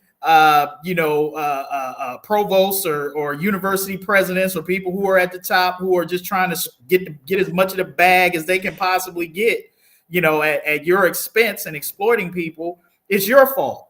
And that is how they operate. It's like everybody looks at Donald Trump and they're like, oh, he's such a success. Yeah, maybe so. But not everybody has somebody whose daddy will give them $20 million to start their business. My dad might have gave me $20 and said, good luck, son, when he dropped me off on my college campus. You know what I'm saying? So that's the difference between, so who's more successful? Somebody who works themselves up, hard scrabble, and makes it through college with $20, or some dude who gets handed 20 million by his dad, and is viewed as some kind of freaking success. Like, I mean, it's ridiculous, how we look at these people and give them a pass and allow them to characterize and determine the futures of people who are trying to just do the basics to just survive. And it's sickening. Yeah, it's quite sickening. But let's move on. So let's go out to Lincoln Heights. I've got a clip for you here I want to play for you because there have been some updates out there. And I'm not sure if you know it, but there's actually some folks called the Lincoln Heights Protectors who are actually patrolling the streets out there. I want you to check this out. There's also some body cam that was released this past week that perhaps you saw or didn't see. Check this out. Here it is. No. Hey, come on. It's not working. There is never a dull moment. Y'all neighborhood and do that. It's not worth it, guys. Hey, it's not worth it. We'll get that. Just, it ain't, man. It ain't worth it. It ain't worth it. Get back, bro. It ain't worth it. Back. It ain't worth it. Back, guys. Back. Bro, it's not, bro, it ain't worth it, man. It is. It's not worth it. You know it is. It ain't worth it for these ignorant ass people. Hey. Guys, y'all gotta get out of here. It's not worth it. Get that up out of here. Get your bitch ass out of here.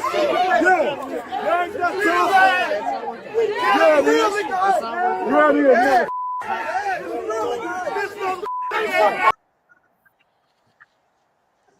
Yeah, I won't play all of it. And again, my apologies on the language. I try to get people updated. I'm not sure I gave you enough of a bump there.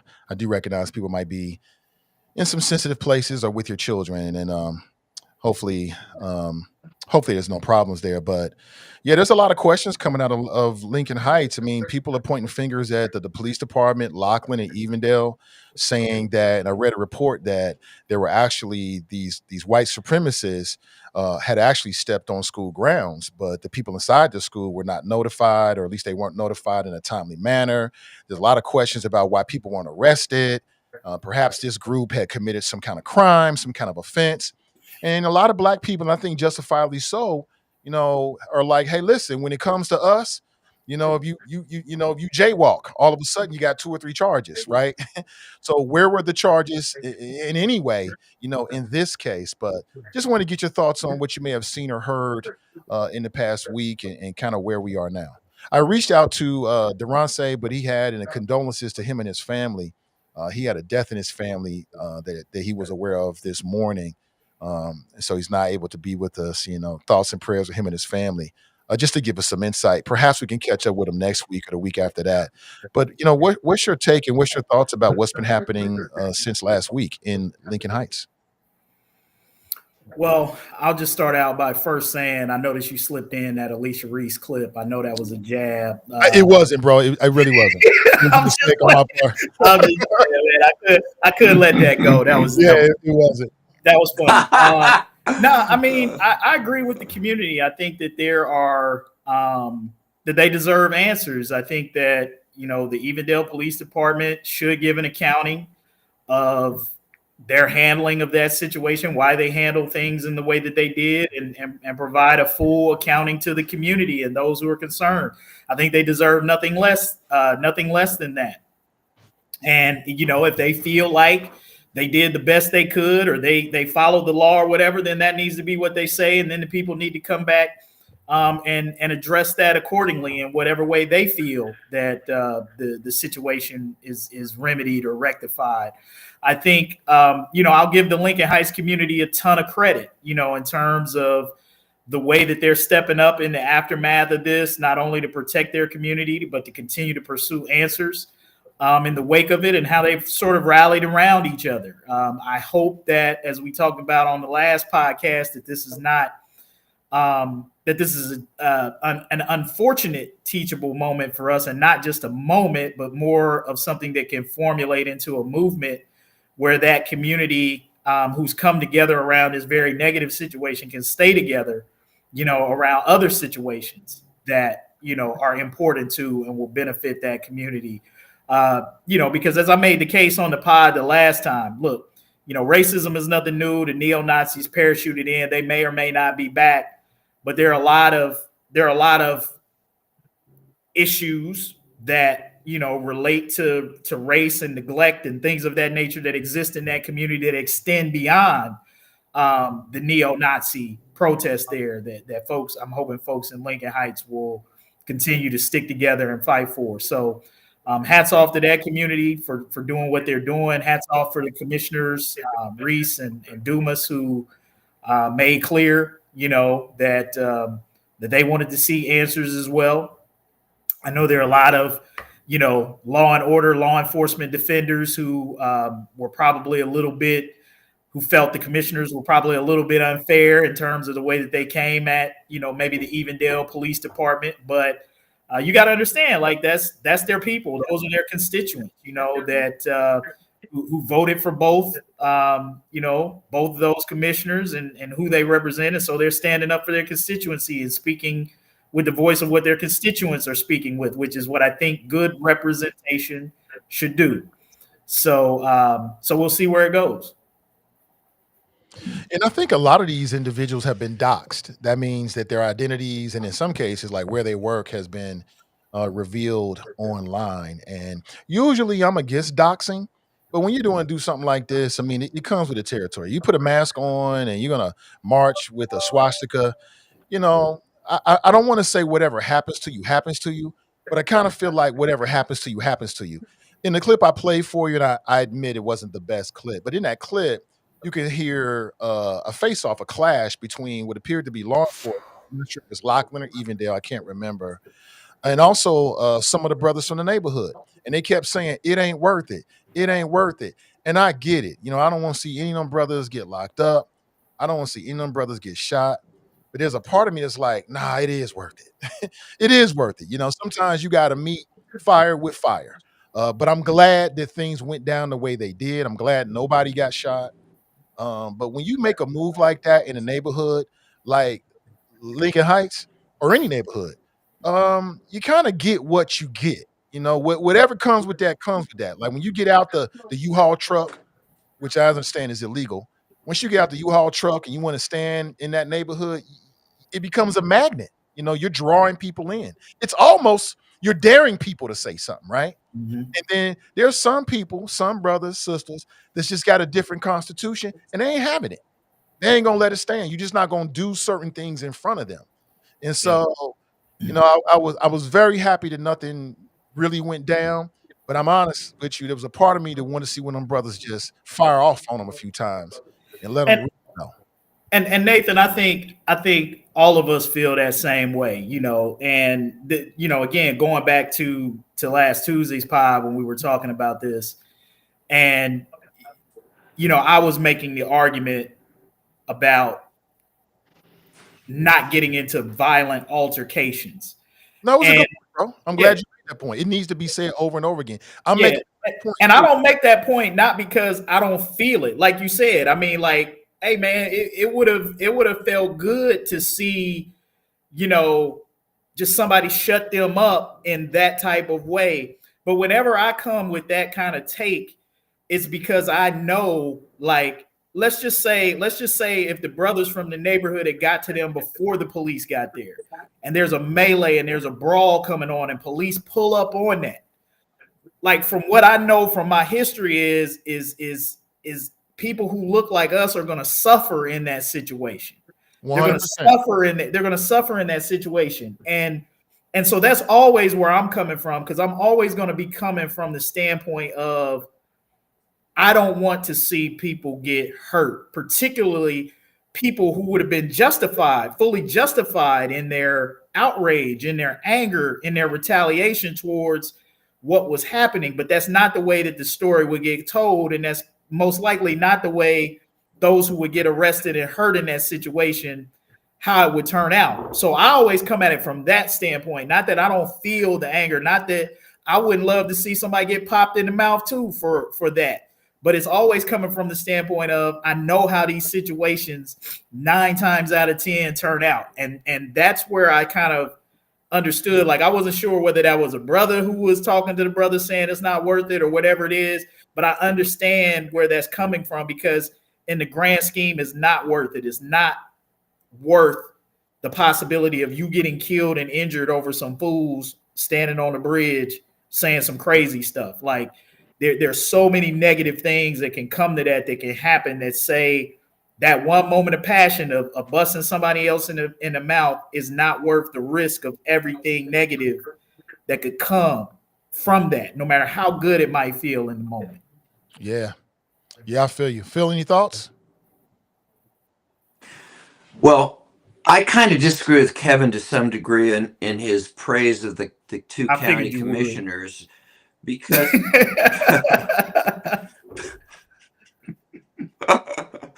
Because it's one thing for them to say, okay, I want to report about this from the not Loveland, Evendale or Lachlan. I want to report. That's okay.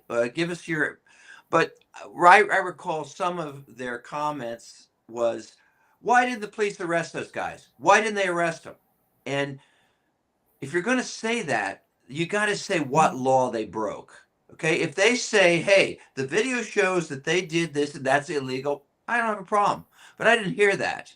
And I think when you start telling the police to start arresting people and when they or criticizing them, then you got to say, okay, what law did they break?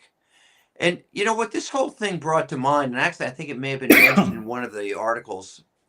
If you recall, I don't know how many years ago, 30 years, I don't know, but there was a Nazi march in Skokie, Illinois. Do you guys remember that? And the reason they marched in Skokie is because it's like an all Jewish area. Okay.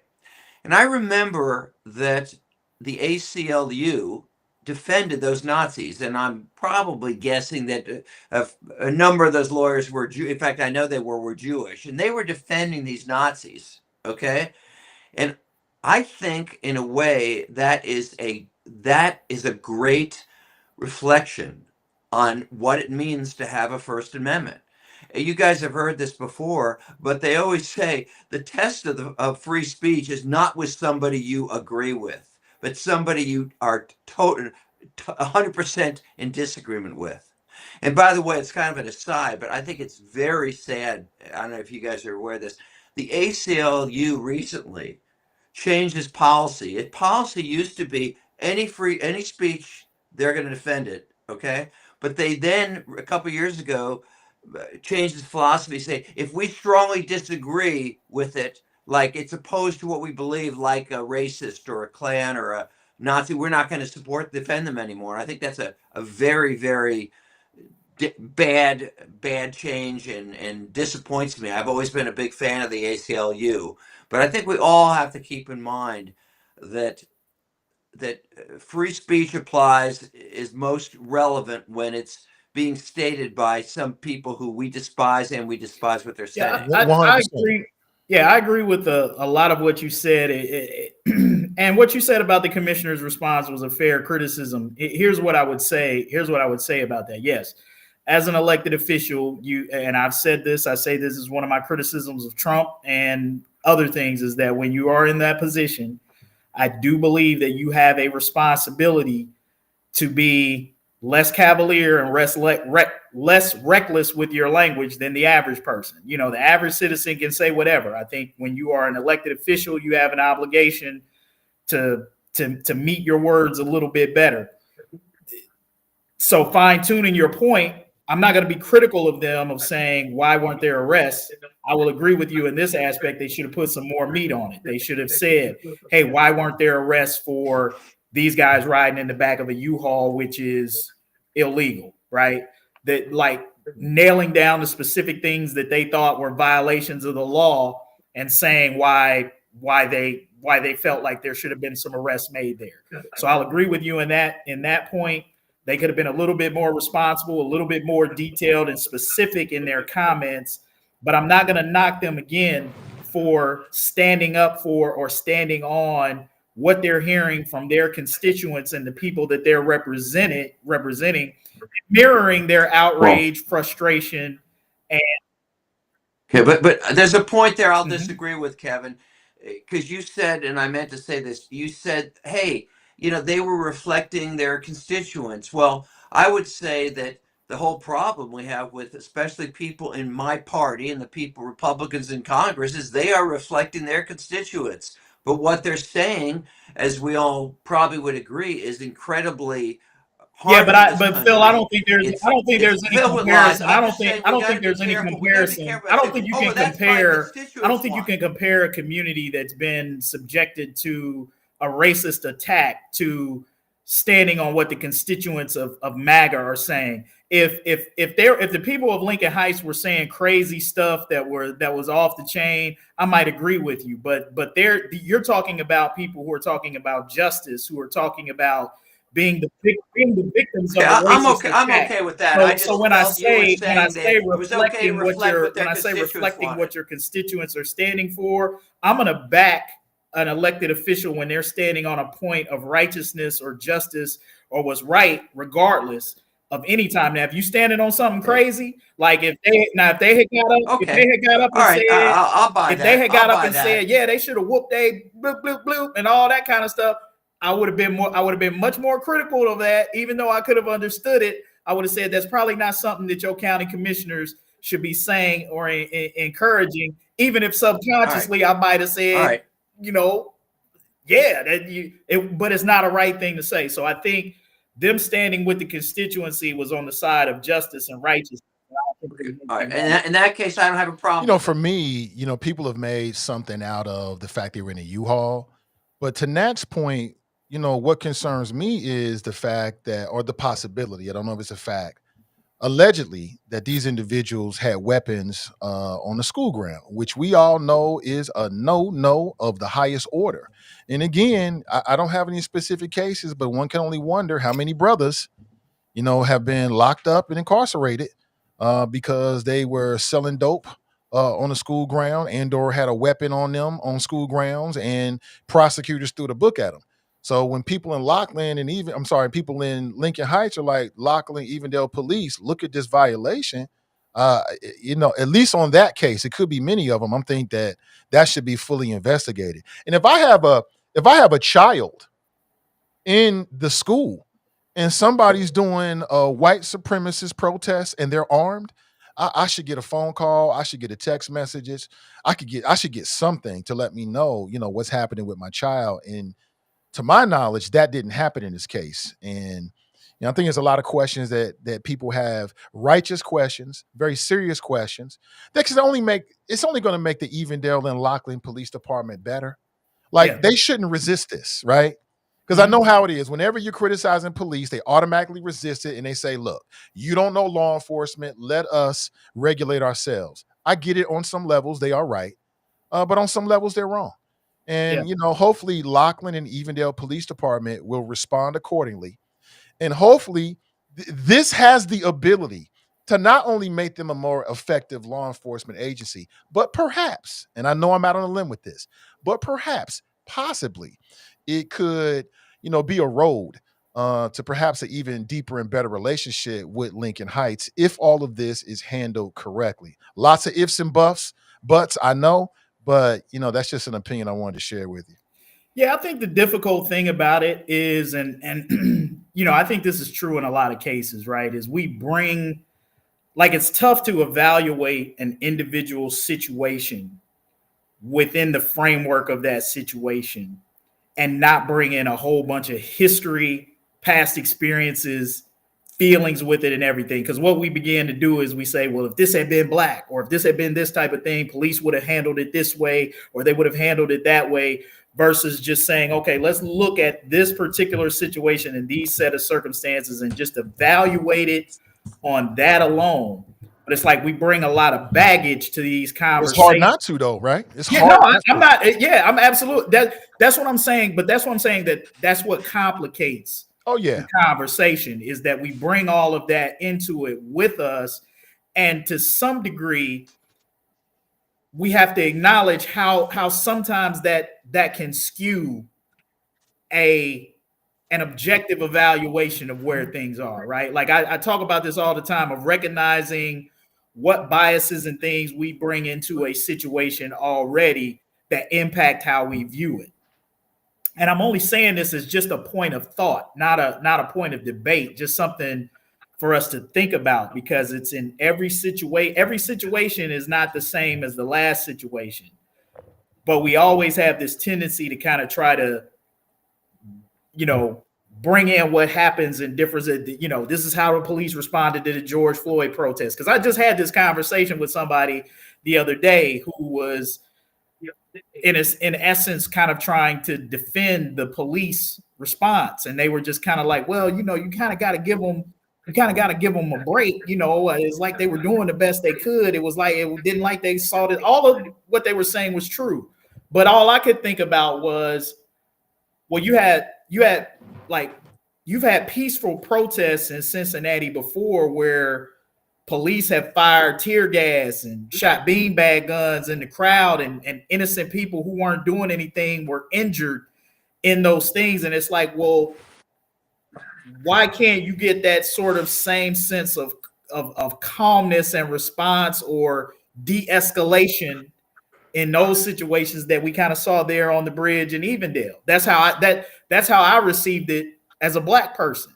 And it's like, but then you get into this thing like, well, I don't want to compare a peaceful protest march to sort of like a Nazi thing because they're not exactly like the same type of situation, but I'm viewing the police response, through those lenses, if it's making any sense. So I'm bringing that into my evaluation of how I'm looking at this situation on the Nazi bridge in terms of how police have handled more peaceful protests involving Black folks in the past. And I think a lot of folks are doing that. So when you see like the anger and the frustration of why there are no arrests made, like that's what's being brought into absolutely, yeah, this evaluation.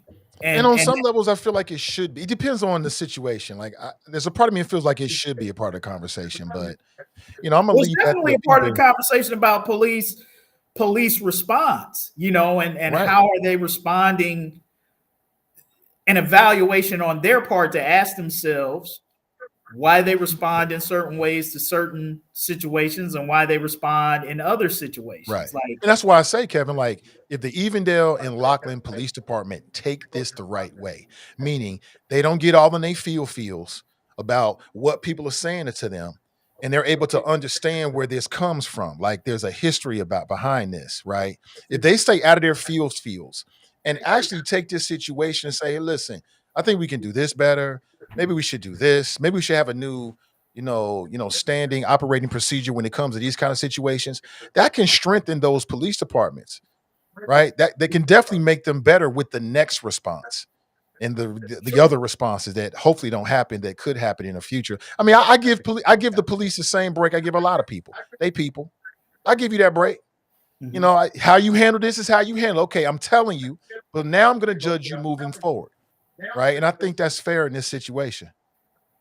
Yeah, absolutely. I think you'll have to see what their response to it is, and then what the community is prepared to accept. I mean, it very well, and the mayor, I think, of Evendale has already kind of alluded to this, that like, hey, looking at that situation, they did the best that they possibly could. It's like they rolled up, they kept any altercations from taking place. It wasn't like they saw it coming. What more would you have had them do? Well, the community would say some arrests should have been made. So maybe there's some type of analysis. I mean, what if they come back and say, hey, there were no law, and looking at the tape and looking at everything, there were no laws that we saw broken? Or what if they answer the U-Haul question and that's not sufficient? You know what I mean? I mean, it's like a lot will depend on what the answers to those questions are and what people are willing to accept. Yeah, absolutely. Phil, any thoughts, man? Any last thoughts? Well, my last thoughts are, this may be contrary to what you would expect my philosophy to be, but ultimately, I think and even though I'm a big pro-police and anti-crime person, ultimately, I believe that the greatest threat to our liberties are more from the government than from people on the street. And if you want an incredible example of this, I don't know if you guys have seen the movie The Trial of the Chicago 7. If you haven't, you should see it, because it goes into just agonizing detail. And this goes back to 1968 at the Democratic Convention, where basically it was a police riot.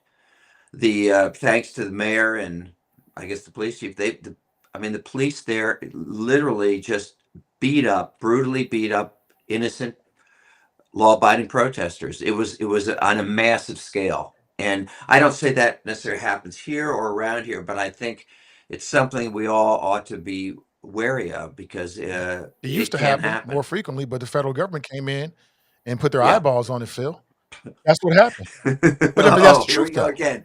I mean, the reason why black people. So I Right. hear you with the government argument, and I kind of feel you. But as a minority, what I understand is the reason why I have freedom of movement. The reason why I'm able to go to Norwood and walk through and walk these neighborhoods and not be assaulted by primarily by white mobs is because of the federal government. The reason why my police department is not discriminating against me the way they used to is because of the federal government protections. And so, as much as the federal government gets wrong, we have to acknowledge that there's a lot of stuff they get right, including protecting minorities. Yeah, And it that's my depends on big fear with the Trump administration is I feel they're tearing down federal protections for minorities and consumers. And we will all be losers because of that. And yeah, is there government waste? Sure. But you got the government accounting office for that. Does the government get it wrong sometimes? Sure, it does. I think for people to have this philosophy like Phil, where the federal government is like the big evil bad person, you seize upon these examples. Now that's a bit of I an think I'm spot on. exaggeration. I think you're You pushing. just I said think you're that pushing a little we bit have there. the biggest tyranny we face is from the federal government. You just said that basically. No, I didn't say no, You not said federal. government. I did. The Chicago police were. Excuse me. The Chicago police were not Oh, so you didn't just appointed mean by the federal federal government. You meant government. all levels of government. I meant. Yes, I believe tyranny. If our fear, my greatest fear. I'm very strong about kind of protecting against crime, but I'm just saying the greatest threat in terms of our liberties and in terms of the risk of tyranny is from the government at whatever yeah, level. I think, and so I think yeah, history shows I us don't think that. it's necessarily it's. I'll say this, Phil, and this may be semantics or parsing hairs. It's the people in government because the same government, the same federal government that delivered black folks from slavery is the same federal government that failed to protect during Reconstruction, switched up and changed things. And that's all a product of Yeah. who is running the government at any given time. So I always say this is like people want to talk about systems and systems, how they get set up. You know, systems are inanimate things that we set up. They're sort of there. It's how people in the system run those systems and utilize the systems for either positive or nefarious purposes. And that's why it is critically important who we put in charge of these agencies. So we see from Trump's cabinet selections, right? The Department of Health is not going to be a disaster because the Department of Health in and of itself is a bad idea or a bad concept. It'll be either good or bad because of the morons or the super intelligent people that we have running it. You know, a lot of people are not confident in terms of the people who are being put in charge of these different organizations or these entities. So I think the systems that we have set up, as much as people are critical of our country, the reality is this the best thing out there? What is it they say? Democracy is the worst form of government except for all others, right? You know, which I think is the case, is that we've got a pretty good system. What we've got are sometimes throughout history, we've chosen the wrong people to be placed in charge of those systems. And that's what we've always got to keep an eye out for, is who are we selecting and putting at the top, because those folks are going to be the ones who are going to select their lieutenants and put people in place. And that, as we're already seeing, can have negative impacts that can change the course of history and undo a lot of positive things. Well, you know, having said that, well then, Phil, you're right. The current regime with the people that Trump has in place, you're right. That is the biggest threat to our liberties right now, the Trump administration. So I'll give you that. Absolutely, 100%. And if I can, I was going to say this at some point. Can I just Sure, share a little sure, bit sure. about that? What you just about the Trump? All right. Let me tell you something. I just say this to anybody within the sound of my voice. Our democracy is being torn apart and undermined before our very eyes. Okay?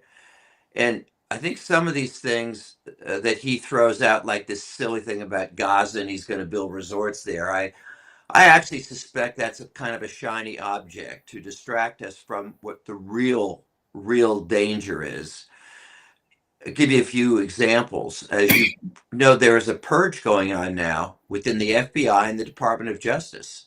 to get rid of not only anybody who was involved in the prosecution of Trump, but those who were involved in prosecuting the attack on the Capitol on January 6th. They are being purged out. Uh, we recently read about this.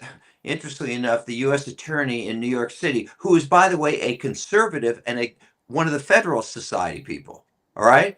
She, to her credit, and a bunch of her associates resigned because of the decision by Trump to drop those charges against Eric Adams just for political reasons.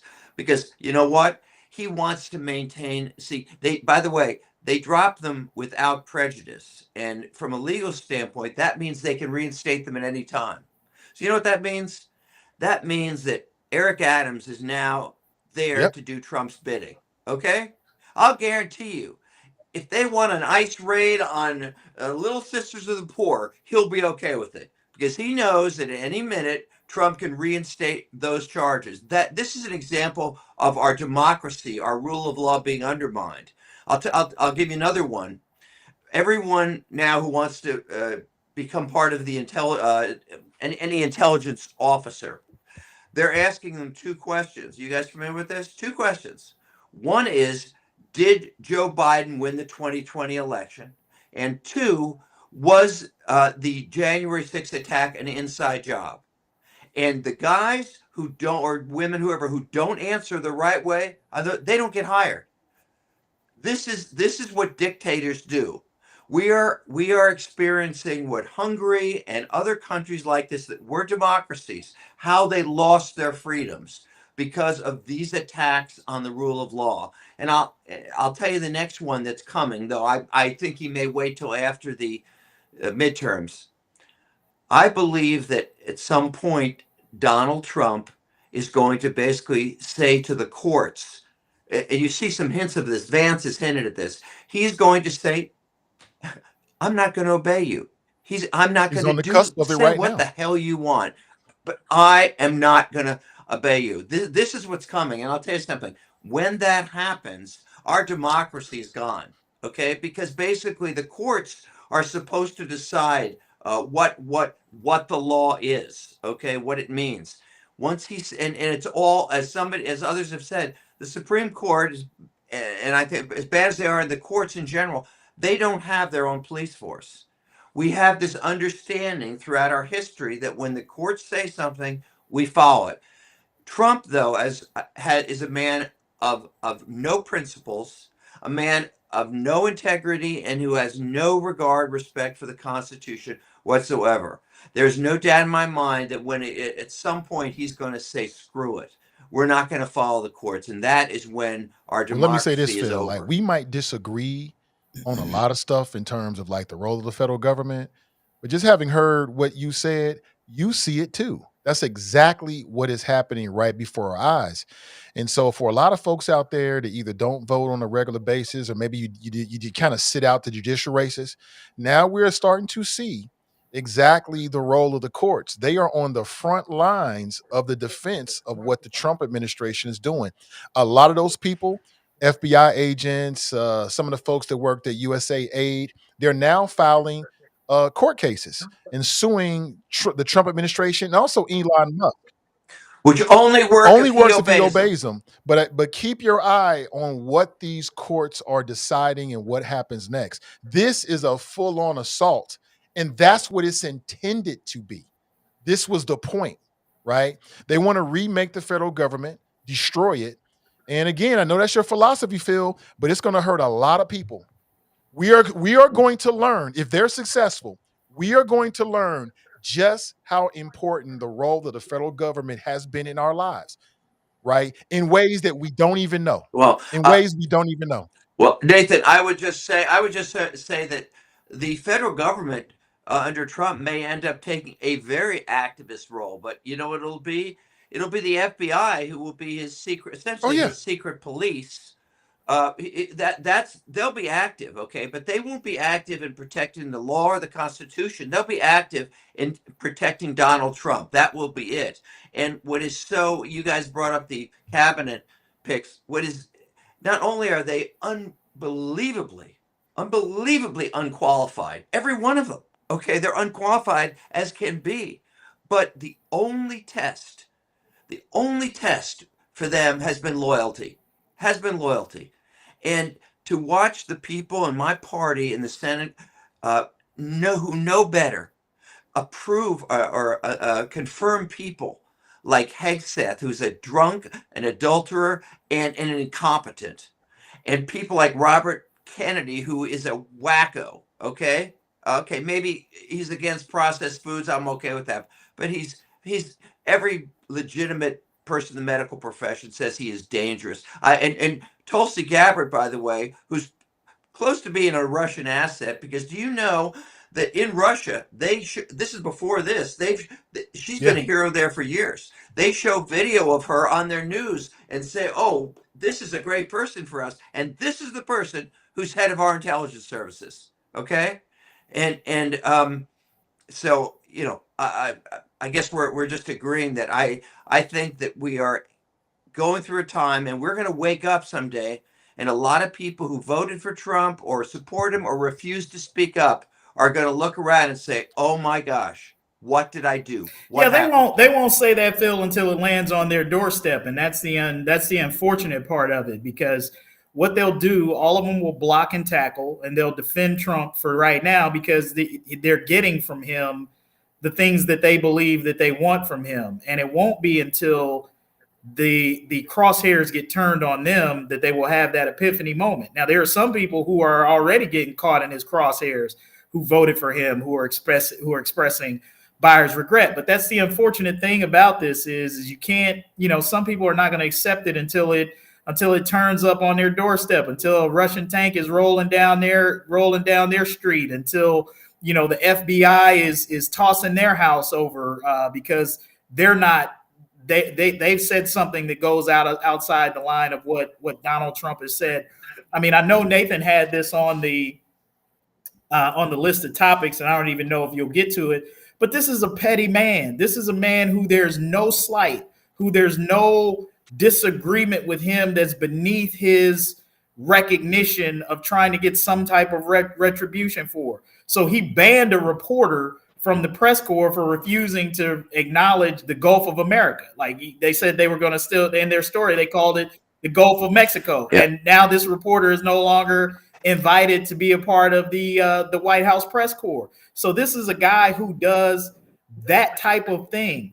And I think for all of the people who voted for him, who feel like it's not going to touch them, they're deluding themselves, because if he continues to go down this path, it's not a matter of if, it's a matter of when you become his target. And that's unfortunate. And they're not going to realize until it's too late. Let me play this clip real quick. And look at the people look at the people in Trump's. Everyone who's been touched by Donald Trump eventually suffers from it. Okay, remember Mike Pence, who was his lapdog for 4 years? Well, what happened to Mike Pence? Mike Pompeo, who was another lapdog, right now his security clearance has been taken away. John Bolton, all of these people, Mattis, General Kelly, all of these people that work for Trump, where are they now? They're on the outs, and their security clearances have been taken away. Their careers have been, in the case of Pence and others, ruined. Okay, this is what happens to people who do Donald Trump. Yeah, and they have no credibility, quick, guys. This is Caitlin Collins to what the story that Kevin just brought up. Here is Caitlin Collins from CNN in the White House press corps, and she asked the White House press secretary about this situation. Check out what was said. And the diplomatic reception room last night. Well, first of all, let me just set the record straight. It is a privilege to cover this White House. It's a privilege to be the White House press secretary. And nobody has the right to go into the Oval Office and ask the President of the United States questions. That's an invitation that is given. And there are hundreds of outlets on this campus, many of you in this room who don't have the privilege of being part of that pool every single day and getting to ask the President questions. We reserve the right to decide who gets to go into the Oval Office, and you all have credentials to be here, including the Associated Press, who is in this briefing room today. But isn't it retaliatory in nature is the argument, because there's a reason that the AP was barred, which they said was because they're not using the phrase Gulf of America, they're using Gulf of Mexico in line with their standards. And so the question here is this setting a precedent that this White House will retaliate against reporters who don't use the language that you guys believe reporters should use? And how does that align with the First Amendment commitment that you were just talking about? I was very upfront in my briefing on day one that if we feel that there are lies being pushed by outlets in this room, we are going to hold those lies accountable. And it is a fact that the body of water off the coast of Louisiana. Yeah, it's not a fact. I'm telling you guys that we're in a whole different zone here. So now you are impacting the Associated Press from doing their job as a fourth pillar, right? The media, right, to try to get information and keep American citizens educated. The whole administration responsible. And they replaced the And New you're York taking Times and and the you're Pentagon removing with them from Breitbart. their place because the reporter didn't use the Gulf of America. I mean, this is They this is a whole different world. They categorize that as a lie. As a lie. I mean, think about that. And again, these are just things that if you're watching this stuff scroll through your news feed or you're seeing it on TV, like it's easy to dismiss as if it's nothing. Oh, why are they making a big deal out of it? Because small things turn into big things. You know, my mom always told me if you lie about a little thing, you'll lie about a big thing. It mainly because it's a spiraling effect. And this is what this is with Donald Trump. So you got to look at all of the little petty, like why would a president, you got to think about this. Why would a president who has so many more things to be concerned with, you know, that are huge global issues, like why would he be concerned about that? Like why is that something that's even on his radar of notice to the point that you would even do that? That lets you know the depth of the sickness that you're dealing with here, and that in and of itself ought to be scary to most people. Absolutely, man. But the reason why is control. We're going to tell you what to think. We're going to tell you what to believe, right? You know, we talked about Google and them changing the maps, and then I told you I think we should keep our eyes on it. Now I've been reading that Google is going to remove Black History Month from the calendars. I'm like, it's starting small. But this could spiral into a whole different thing where people are just purposely miseducated. Facts are completely distorted, Absolutely. all because of what one man says. This is a danger zone. This isn't just the normal transfer of power from Republican to Democrat, from Democrat to Republican. This is something different. And I just want people to wake up and pay attention to it before you wake up in a tech theocratic police state run by people that worship Donald Trump. Yes. That's where we're headed. A tech theocratic police state run by billionaires and 100 millionaires who force everybody to worship Donald Trump even after his death. That's where we are heading. You know, people laugh at, you know, Americans sometimes look at people like in North Korea who look at Kim Jong-un as some type of God-like figure. Yep. And you say, like, how could people be that delusional? This is how it starts. When you begin to control the messaging, you begin to, like, there's no free press in North Korea. You know, it's what Kim Jong-un tells the people, like his word is what it is, and without question. And that's what you get, and that's all you get. And so you do that for, you know, over the course of a number of years, and you cut people off from free speech and the exchanging of free thinking and ideas and stuff like that. And that's how you wind up in those situations, you know, and it looks ridiculous in a democracy like ours where there's free speech and press and information is plentiful. But when you start going down this line where you got a president who is saying that if you call it the Gulf of Mexico, that is a lie. That is headed. That's where it's a small thing. It seems like a small thing, but that is the beginning of trying to create a narrative and a mindset in this country that says the only person who you can believe is me. And that is exactly what Donald Trump is trying to set up. Absolutely. He's already established that with the people, a large number of the people who support him. Yeah. It doesn't matter what kind of facts you come with. If he don't say it, it's not true. It's not And true. that's a very dangerous spot to be in. And my guy, Terrence Horton, he's unwittingly playing into it. Look at this comment right here. This is his opinion. He's entitled to it. AP is a joke paid by the Democrats. Vilifying mainstream media and painting them as partisan is part of the road to what Kevin was talking about. No, they're not. You might disagree with them, right? They might challenge Donald Trump, but they're no more run by the Democrats than anything else. Yeah, and well, what about Fox News, Terrace? I mean, Fox News isn't run by Trump and the Republicans. Absolutely, they're run, and we know that's what they do. They're absolutely they are. I mean, Rupert Murdoch makes no bones about that. All it would take is a international or perhaps an even domestic terrorist event to tilt this all the way over. That's all it will take. All you got to do is make Americans feel afraid. And Trump comes in and says, you know what? We got to suspend this. We got to suspend that because I'm going to keep you safe. It'll work just like that. All the pieces are almost in place. And what are people going to do about it? They're going to get on Facebook and talk about it. That's pretty much the extent of what it's going to do. And now because you have the social media platforms that are in the pockets of Donald Trump, I don't even know if we have confidence that we can trust them to give us the real straight information if something terrible does happen.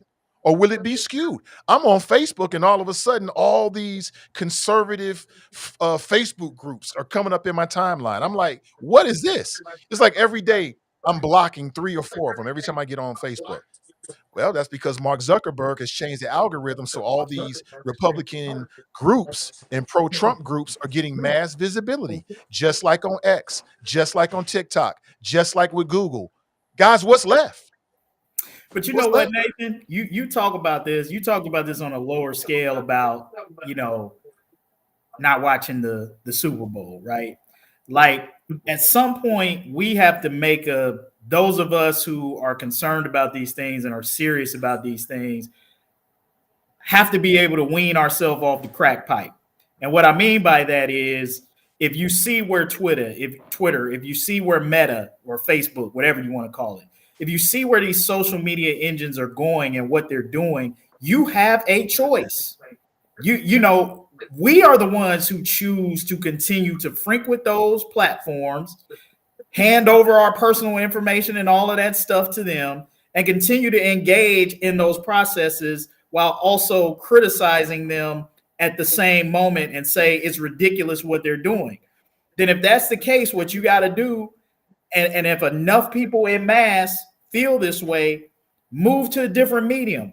Quit giving them all of that. Quit giving them all of your attention, all of your information, things that they can monetize and use the algorithm for. Abandon it, move it, take it to someplace else. They'll get the message then, because there's not enough people who can replace. But that has to be a serious-minded movement of people to say, I got to put the crack pipe down. And just like, and I admitted this to you when we were talking about this offline, like I am an NFL addict. Like when you talk to me about boycotting the NFL, it's kind of like I'm like Pookie on New Jack City, man. It be calling me, man, on Sundays. I gotta get it. I gotta get my fix. So I get it. It's hard, but the stakes and things that we're talking about now, as high as that, if we really believe they're as high as we are, then we got to start making some tough decisions to move out of our convenience and start to do things that are going to send a message to these folks because right now we're giving them no incentive to do anything different. They're abandoning DEI. They're doing all of these things. They're falling in with Trump and all of these different things. And our response is to continue to feed them our information, our time, and our money. And if we're going to continue to do that, then you're fighting a losing battle. And I get it. We're all addicted to it. We're all on it. But that's the type of serious movement it's going to take. I can make an argument, perhaps in my head. There's an argument that, social media is, you can't separate it from your life, depending on what you're doing as well. There's so many people in which that's been woven into their business and what they do. There's so much investment. I think social media giants need to be regulated. I know Phil probably don't like that. Mr. Anti-regulation, they need to be regulated like they do in the European Union and other countries for various reasons. But I agree with you. There's a guy named Isaac Hayes III, and he's the son of the real Isaac Hayes, like the Cool Brother, back during he used to sing back in the 70s and 80s, and he is the founder. Yeah, Shaft, he is the Shaft. founder of. See, I'm hip. I'm hip. I know what's going He on. is I know the my music. founder of Fanbase. So it's sort of like a Facebook, Twitter type style. He's been trying to raise money. It looks like he's having some success, black owned. And he's been talking about all of this. Like, look, why would you stay here when you can come here? So I've set up an account. We're looking at investing. Same thing. What is he He doing? created I'm a sorry. social media Explain what he's platform doing. I called was Fanbase, and it's kind of like Facebook oh, and another Twitter one, put together, competing one. and a little Okay. bit of Instagram. It's kind of like Okay. Facebook, Instagram, and Twitter all put together. And he's saying, "Look, Yeah. I'm not going to do what these other guys are going to do. Invest over here. Some people they're migrating to these other platforms. You've got Blue Sky, very similar to Twitter or X, and a lot of people are migrating there as well. So there are some alternatives." And hopefully people will do whatever they feel their conscience, moves them to do. I'm not going to hold you guys much longer. I really appreciate your time. Anything that needs to be said, now is the time to do it. Speak now or forever hold your peace. Yeah, I have one thing I want to add, kind of fits in what we were discussing.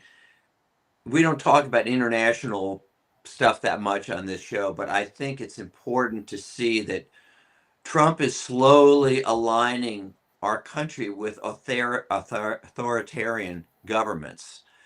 If you notice what happened just the last couple of days, he got on the phone with Putin, and basically he and Hegseth, in advance of any peace talks about Ukraine, basically said, "Hey, Ukraine, you're not going to be a member of NATO, and you're not going to get your territory back." Okay, that's essentially what they said. And I thought it was particularly interesting that think about Vladimir Putin as the guy responsible for the deaths of well over 1 million people, many in his own country because of this invasion. And yet Trump said, "Hey, we had a great talk, and I'm going to visit his country, and he's going to come visit here." I mean, this is like Neville Chamberlain in 1940 or whatever, 41, saying, "Hey, I got this deal with Hitler. He's not going to do anything anymore.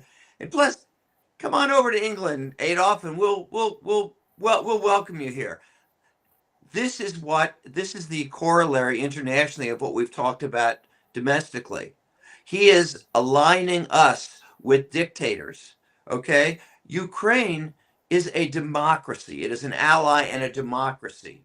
And if you caught this in what Trump said about this, he said essentially, in effect, he made a statement that it essentially blamed Ukraine. He said if Ukraine hadn't gotten into this, like, oh, like they started this, they were a country that was invaded by an authoritarian power. Okay, so I just want to point out that this is something that is happening internationally, and we are at great risk of basically joining up with the Russias of the world, the Hungaries of the world, and pulling away from our NATO Yeah, allies. that's absolutely. I think that's absolutely 100%. True. I mean, and it's nothing different than what Donald Trump was the first time around. I mean, look, here's the deal. Everything that you're saying, Phil, was everything that was said 4 years ago. It was everything that was said during the campaign. It's what we've known. It's what he's done. It's what he said.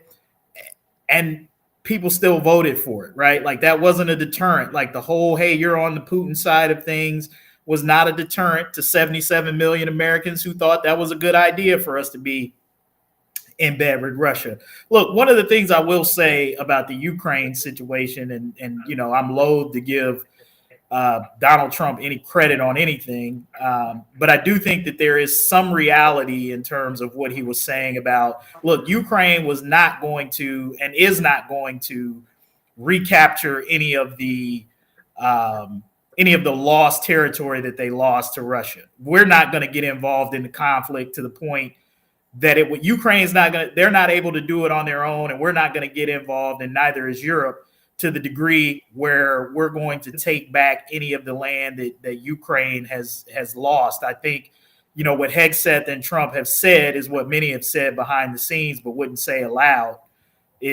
which is sort of those concessions that you're not getting that land back. Yeah, it's rewarding aggression. Well, you can look at it that way, as it being rewarding aggression. But again, what is the alternative? I mean, you're not going to.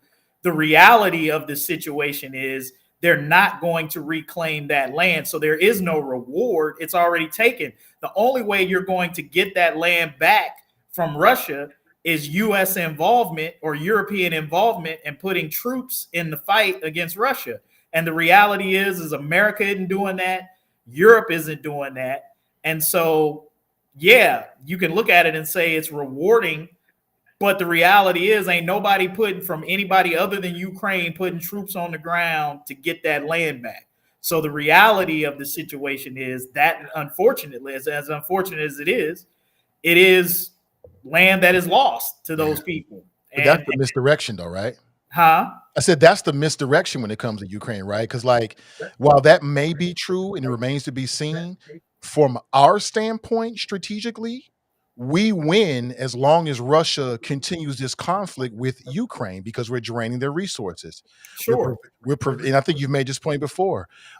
We are pushing off the possibility of an armed confrontation between nuclear nations. Like, those 2 points keep getting lost in this, right? Yeah, but that's kind of a cynical. I don't necessarily know that that's a cynical or benevolent way to look at it. So it's like, okay, as the United States, because it benefits us for Russia to keep losing manpower, that we ought to keep encouraging Ukrainian people to fight and lose lives and lose territory in a battle that they likely cannot win without us going to extreme measures to involve ourselves in it, but we're not. So what we're essentially saying is we're using Ukraine as a pawn to drain Russian resources. I don't know that that's a benevolent thought process that the United States should have.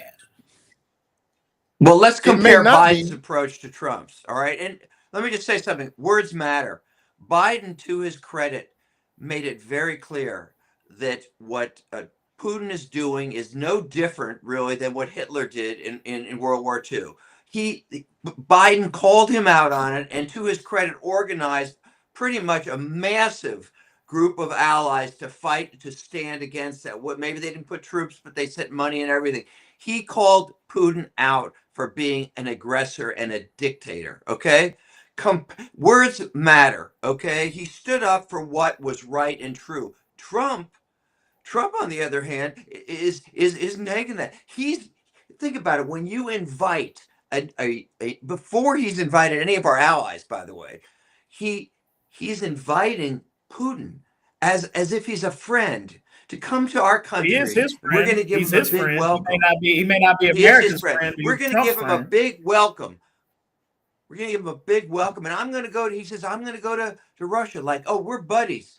Which basically Trump is ignoring and refusing to say the truth, which is that a Democratic ally was violently attacked with no provocation by a country that has been an enemy of our country for years and years. Trump's philosophy on Ukraine, I think, is his philosophy, the same philosophy that he has here. Like, Trump is tripping on this power dynamic, and what he's attracted to are people like Viktor Orban and Kim Jong-un and Vladimir Putin, because he sees their dictatorships and their authoritarianism as powerful. And he looks at Ukraine and these other smaller countries as wastes of space and people who don't pay their fair share or pull their weight. And so he doesn't see them on the same value or power level as he does those other people. It's the same way that he views folks here in this country. But the folks, unfortunately, many of the folks who he has no regard or respect for are the main ones who love him, and under this scenario. A lot of his supporters are Ukraine, and he's willing to step over them, for Putin, but they can't see that. I'm not disagreeing with you in terms of the fact that we shouldn't be cozying up with Russia. That's not my point at all. My only point is if there's anything that you have to acknowledge in terms of what they've said about Ukraine of recent, is the reality of the fact that, look, where are you going with this thing? Are you going to, is the idea to reach peace? Is the idea to try to reclaim what you've lost? Because if the idea is to try to reclaim what you've lost, the reality of that is probably not likely. And I think everybody who is objectively looking at that would say that that is true. I don't think it's true. Well, we just don't know. And again, you use the word benevolence, and I don't know if that's the right word for this situation. Like, Ukraine was invaded, and they reached out to United States and said help. And so we're helping them.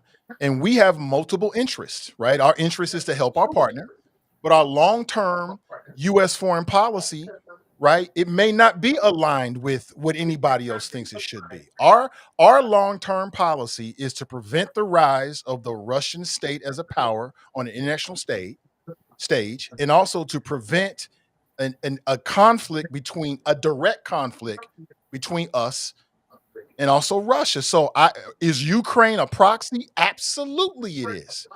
Absolutely. This is absolutely a proxy war. And so if that drains Russia's resources, cool. And who knows, 10, 15 years of this, who knows what could happen? Now, does the American electorate have a stomach for it? No, obviously they do not. right. Because I hear people saying stuff like, well, we're spending all this money on Ukraine. What about the homeless? If the Ukraine war ended tomorrow, people are still going to be homeless. That money comes from two different pots. We can do both. We can fight a war in Ukraine, and if we wanted to, we could seriously try to attack poverty, but we just don't, because that's not our priority.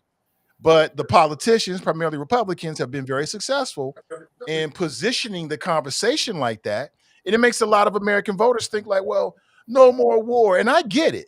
But I just think it's short-sighted and lack of real education as to what they're trying to do there. It's not just trying to get the land back. It's let's keep them engaged here so they don't engage us on these other fronts. And, previous to Trump getting in office, it seems like it was working. Yeah, I think if the Ukraine people's position is, and I think a lot of it depends on where their position is. If their position is, hey, we want to continue to fight, then that is certainly their prerogative or their position to stay in there. And as an ally, I think the U.S. should continue to do what they can do to support that. But if Ukraine people say, hey, we want this thing to come to an end, then I also think that there's an obligation to try to find that as well. And then I also think that there is a truth-telling point that if Ukraine's philosophy is we want to try to win back the land that we have lost, that Russia has taken from us, I think that's a very different conversation where there has to be some degree of reality or truth telling that is done there. And in terms of what it would take for that to happen and what the American public has the stomach for, which I don't believe. Oh, they don't. Look at the election. Is a commitment of any kind of U.S. military troops. Like, look, they may be fine. The U.S. population at this time might be fine with cutting a check and sending some weapons. But I guarantee you, the minute you start talking about committing boots on the ground, which is what some believe it would take, that type, because if Ukraine had that type of military, they wouldn't have lost the ground to begin with. So how do you expect a military that could not even protect its own turf to suddenly have the military might to turn around and reclaim it? They just won't have it. Yeah, they're not going to have it. But think about the contradiction. Like, some of the same folks that voted for Trump and are against the idea of no more wars are all cool with Trump's trade wars. And they're all cool with the idea of him turning the Gaza into Trump Trump Gaza, which would mean maintaining a military presence and would probably cost billions and billions, if not tens of billions of dollars to I don't do think it. they're cool with it. I don't think they're all cool with it. Yeah, I mean, I'm just reading the comment section. I mean, you got a lot of people that's just cheerleading every move he makes. And I'm like, doesn't that contradict the whole no more wars thing? And you don't want to spend money in other countries?